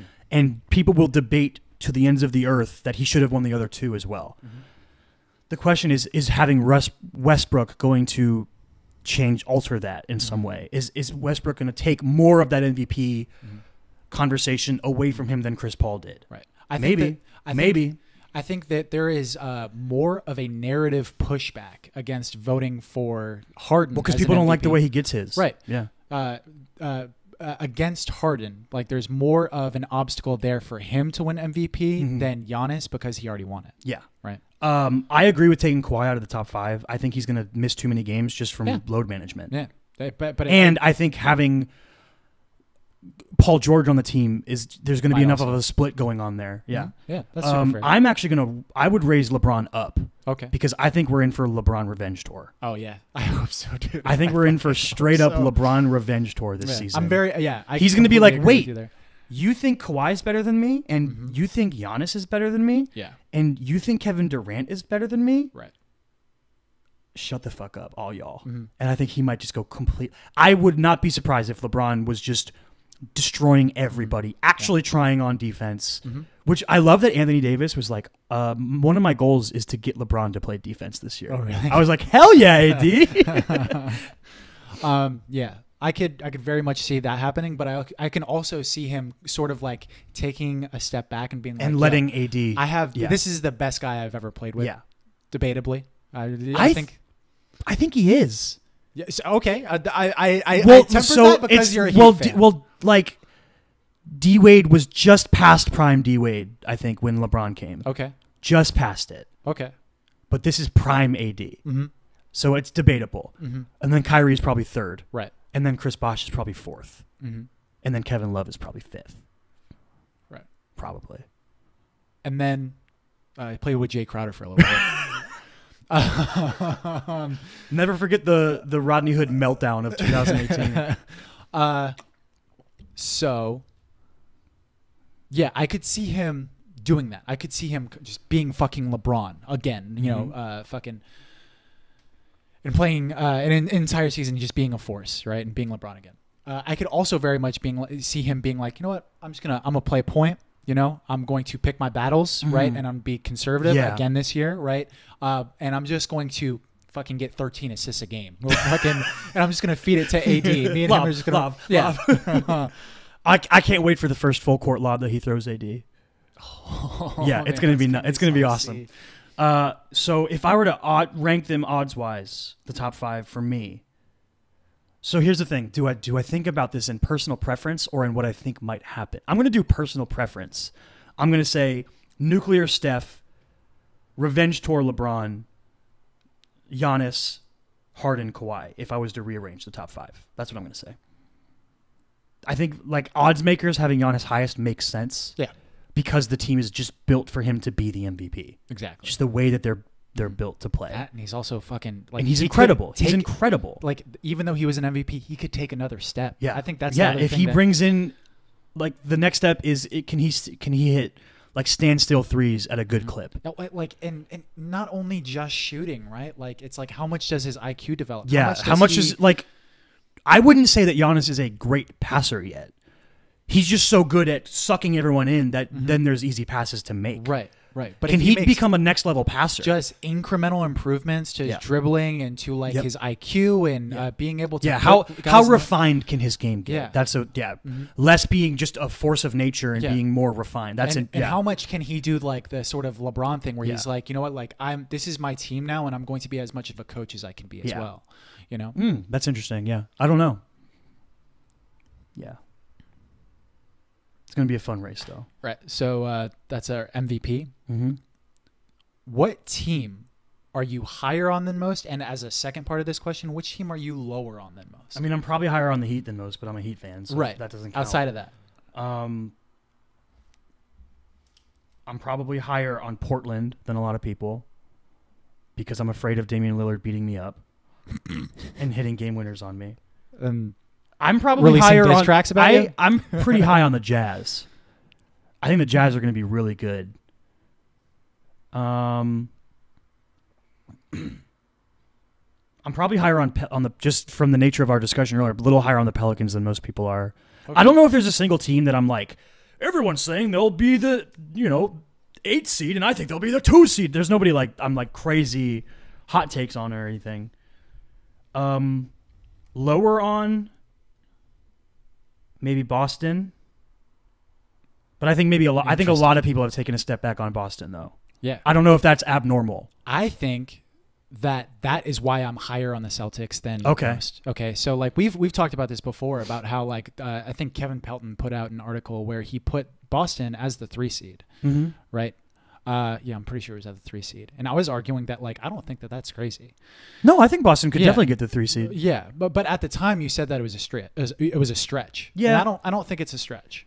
Boston could get the 3 seed, but the thing is like when I say I'm a little step back on them, it's what level do I think that 3 seed could then compete with the top 2 seeds, and I don't think it's much at all. I think Philly and Milwaukee would wreck them in a series. Okay. Yeah. I'm not sure. Lower on. I'm like the Celtics weirdly enough have been so fucking volatile over the past 2 years. Well, Kemba's going to be a steadying force there. 2 years ago. Yeah. So what do you mean by that? What do you mean like his like presence? His presence and his personality. Okay. It's just like he's not really a nega Kyrie. Right. Yeah. He's not really a drama. He's the opposite of Kyrie Irving. Yeah. Plus, Brad Stevens has shown a level of ability with undersized point guards with Isaiah Thomas's success a few years ago. Yeah. Like I don't think that's going to be a problem. Absolutely. Yeah. And if you get a more confident Gordon Hayward this year. Yeah, if you get a healthier, more confident Gordon Hayward, if you get a step forward from Tatum and or Jaylen Brown. Right. Yeah. There's a potential that they're really good. But I think I'm a little off that. I don't know if I think those guys are going to take the steps they need. I'm higher on them than most. So I would argue that. Lower? I don't know if I have a team.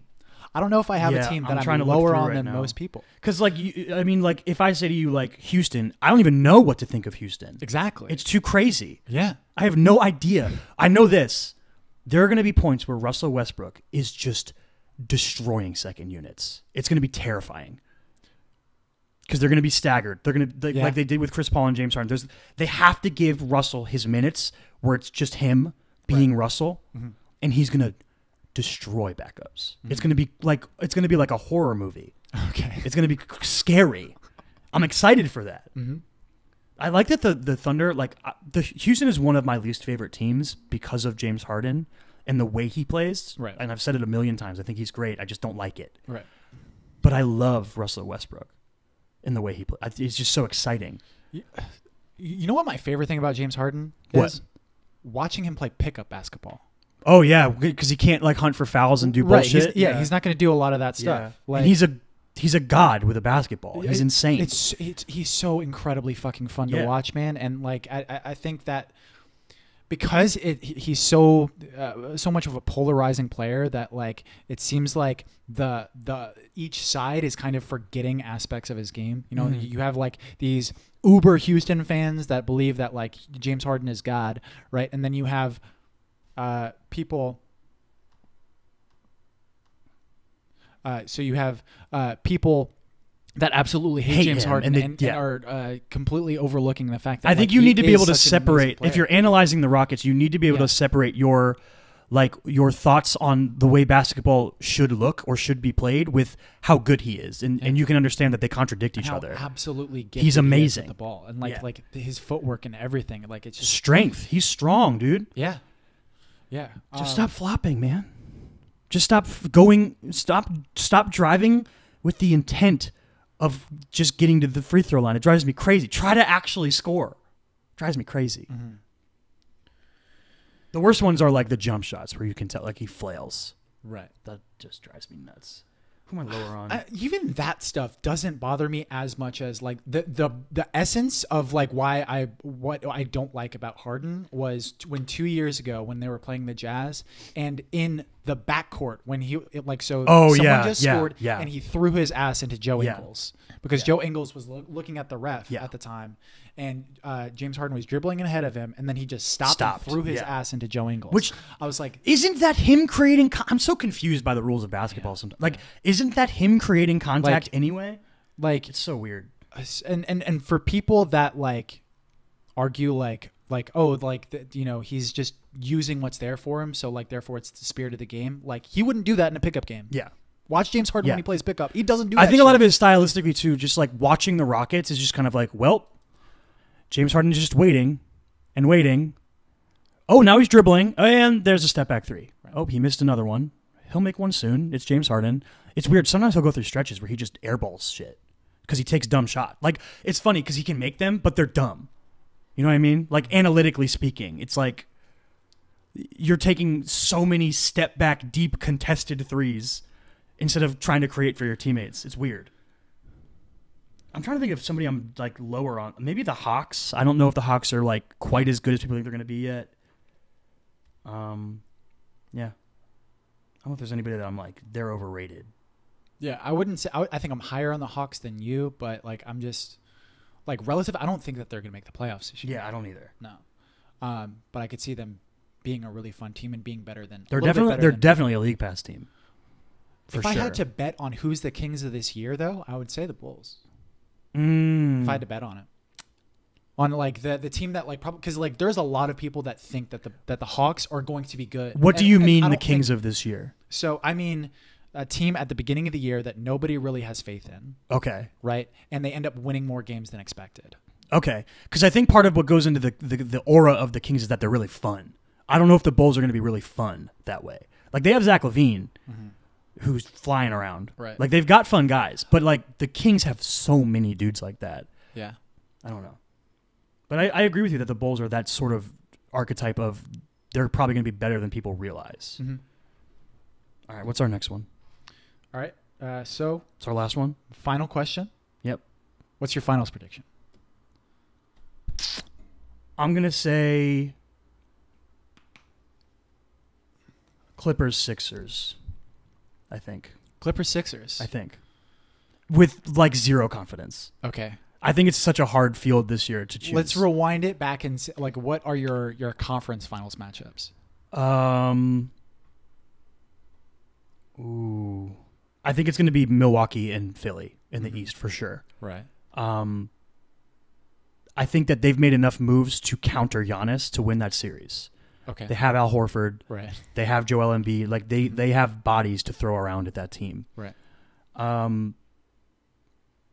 In the West, it's very tough. You could make an argument for literally like 6 teams, and I would be like, yeah, that's possible. And I'm trying to decide whether to choose something because it would be crazy. Like the Battle of LA would be nuts. I would love if that happened. Fuck yeah. It'd be so cool. Hell yeah.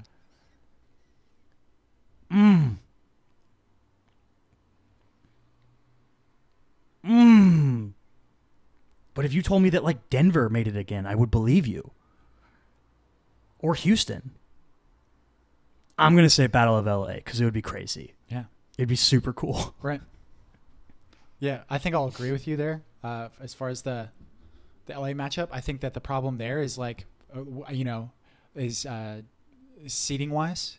Like let's say the Lakers. I don't think the Lakers get like higher than 4. Here's the thing. I could see either team kind of like being in the middle because of resting their stars. Yeah, because of load management and shit like that. Where they're both like, hey. Oh yeah, if you told me that the Nuggets were the 1 seed in the West this year, I would totally believe you. Yeah. But let's say the Blazers are 2, right? Which would be like again, it would just be like, come on guys, stop doubting Damian Lillard. Right. That would be crazy. Yeah, I could just very much see that happening. So I'm hoping for an LA. Mm-hmm. It would be. I mean, I'm hoping that at least some point during the playoffs that they play each other in the playoffs. Yeah. Because it would just be really cool. Mm-hmm. I think I want to see the new Thunder play the new Warriors in the playoffs too, or not Thunder, new Rockets. Like I want that sort of rivalry to continue, but with the sort of more stripped down version Rockets of the Warriors. And Warriors. Yeah. Oh yeah. I want to see that in the playoffs too. Yeah, there's potential there. I think the finals is going to be. Fuck. I'm gonna say Bucks. I'm gonna say Bucks and Clippers. Okay. You believe in Giannis? Yeah. We haven't even mentioned the Jazz. They're the sneaky one in the West. They're that team that's like got so many veterans, and they've added exactly what they needed in Mike Conley. They needed somebody to help Donovan Mitchell. And what if Donovan Mitchell takes a leap, right? I wouldn't be surprised if the Jazz were in the conference finals. What if Gobert starts shooting threes, dude? That would be wild. Yo, what if he was just like he had like this crazy fucking part to like the second half of his career, or like getting into the prime of his career, because he's not very old yet, right? I don't think so. But he's just started fucking Brook Lopez shooting threes, dude. Splash Tower, dude. Splash Stifle Tower, dude. That would be sick. That would be nuts. Yeah, the West is gonna be crazy. You could tell me 1 through 7 different teams come out of the West, and I believe you. The East is a little different. I think that the 2 at the top are pretty sure they're going to be the last 2 remaining, unless like the Sixers experiment just implodes, which I don't see that happening. No, man. Like Jay Rich is so good at fitting in. Al Horford is so good at fitting in. It really just comes down to Ben and Joel together. So you think? So you're talking about like personality wise, fit. So both, on and off the court. Yeah. Okay. I don't think there's anybody on that team that off the court is a problem. I could see Ben and Joel having issues. Yeah. Together. Yeah. Off the court. Yeah. Okay. Because I think that people talked about it before, how they're not very much like best friends or anything like that. That's okay though. You don't have to be best friends. Obviously, but like their indifference towards each other, especially like if it's stemming from on-court shit. I don't think that it's an automatic. I think that their defense is going to be automatic. It's going to be crazy good. I think that's a lock. Their defense I'm trying to see good. my boy Jay Rich on an all-defense team this year. Now, I think that the tougher shit is going to be what they do on like in a half-court offense. Now that they don't have JJ, that's going to be the big loss is losing JJ. How much of JJ can Jay Rich replace is going to be tough. And then closing games without Jimmy is going to be. I also think tough. that injury risks are always going to be an issue with that team, or a potentiality of an issue with that team. Yeah, so I think that's why I'm putting my. Listen, Joel was on the Zach Lowe podcast on the Low Post, and he said that he brought a new dimension to his game off the dribble. Oh, really? And if that's true, point Joel's going to be scary. I mean, he's already scary. What dimension in his game did he add? What could he add offensively that he was he was talking about like replacing, like losing Jimmy as being a closer. Okay. And he asked him about like. Because Brett Brown was like, Joel's going to be the guy. We're going to feed Joel at the end of games. Right. And Zach Lowe was asking him about what that means, what that entails. And he was like, well, traditionally being in the post is hard, and scoring out of the post at the end of games is hard. And to sort of counter that, to have more variance, Joel added this ability to like score off the dribble and like sort of be not necessarily like out on the arc or anything, but getting the ball in the mid-range area and then working dudes off the dribble to get to the rim rather than just having his back to the basket. And being able to shoot like pull-up jumpers off the dribble and stuff. Right. If that's real, if he like really has developed that as part of his game, that can be really interesting. Yeah, he also said he doesn't like shooting threes, and I was like, that's some bullshit. I know you like shooting threes. You don't think so? He shoots them so much. Yeah, but he also fucking pump fakes so much that he puts himself in. Fucking kills me. I believe him when he says that he doesn't like shooting threes. Yeah. Yeah. All right. Is that everything? I think that's it, dude. Did we just preview the NBA season? I'm super excited. I'm super excited. Me too. I'm hype. When does the regular season start? Like 2 weeks? Yeah, October 22nd, I think, is the Magic's first game. Okay. Yeah, it's like 2 weeks. Yeah. Hype. The Heat's first preseason game's tomorrow. Our second preseason game is tonight. A couple hours. Why are you so far ahead? That's not cool. Anyway, it's been fun. We're looking forward to this season. Thank you guys for hanging out for this long. It was a pretty long episode. We will be back later in the week with the Joker episode. We're going to go see the weirdly controversial Joker movie. Yeah, that'll be exciting. Find us on social media, Chris at chrismichaelstott.com, Chris Michael Stott on Instagram. I'm DavinWell25 on Twitter and Instagram. Find the show, The Chris and Kyle Show, on Twitter, on Facebook, on YouTube, on all podcasting platforms, on Instagram. It's tcaks pod on Twitter. There's a poll, which we'll be doing next week between Halloween Town and Hocus Pocus, our Disney classic Halloween movies. So go and vote on that.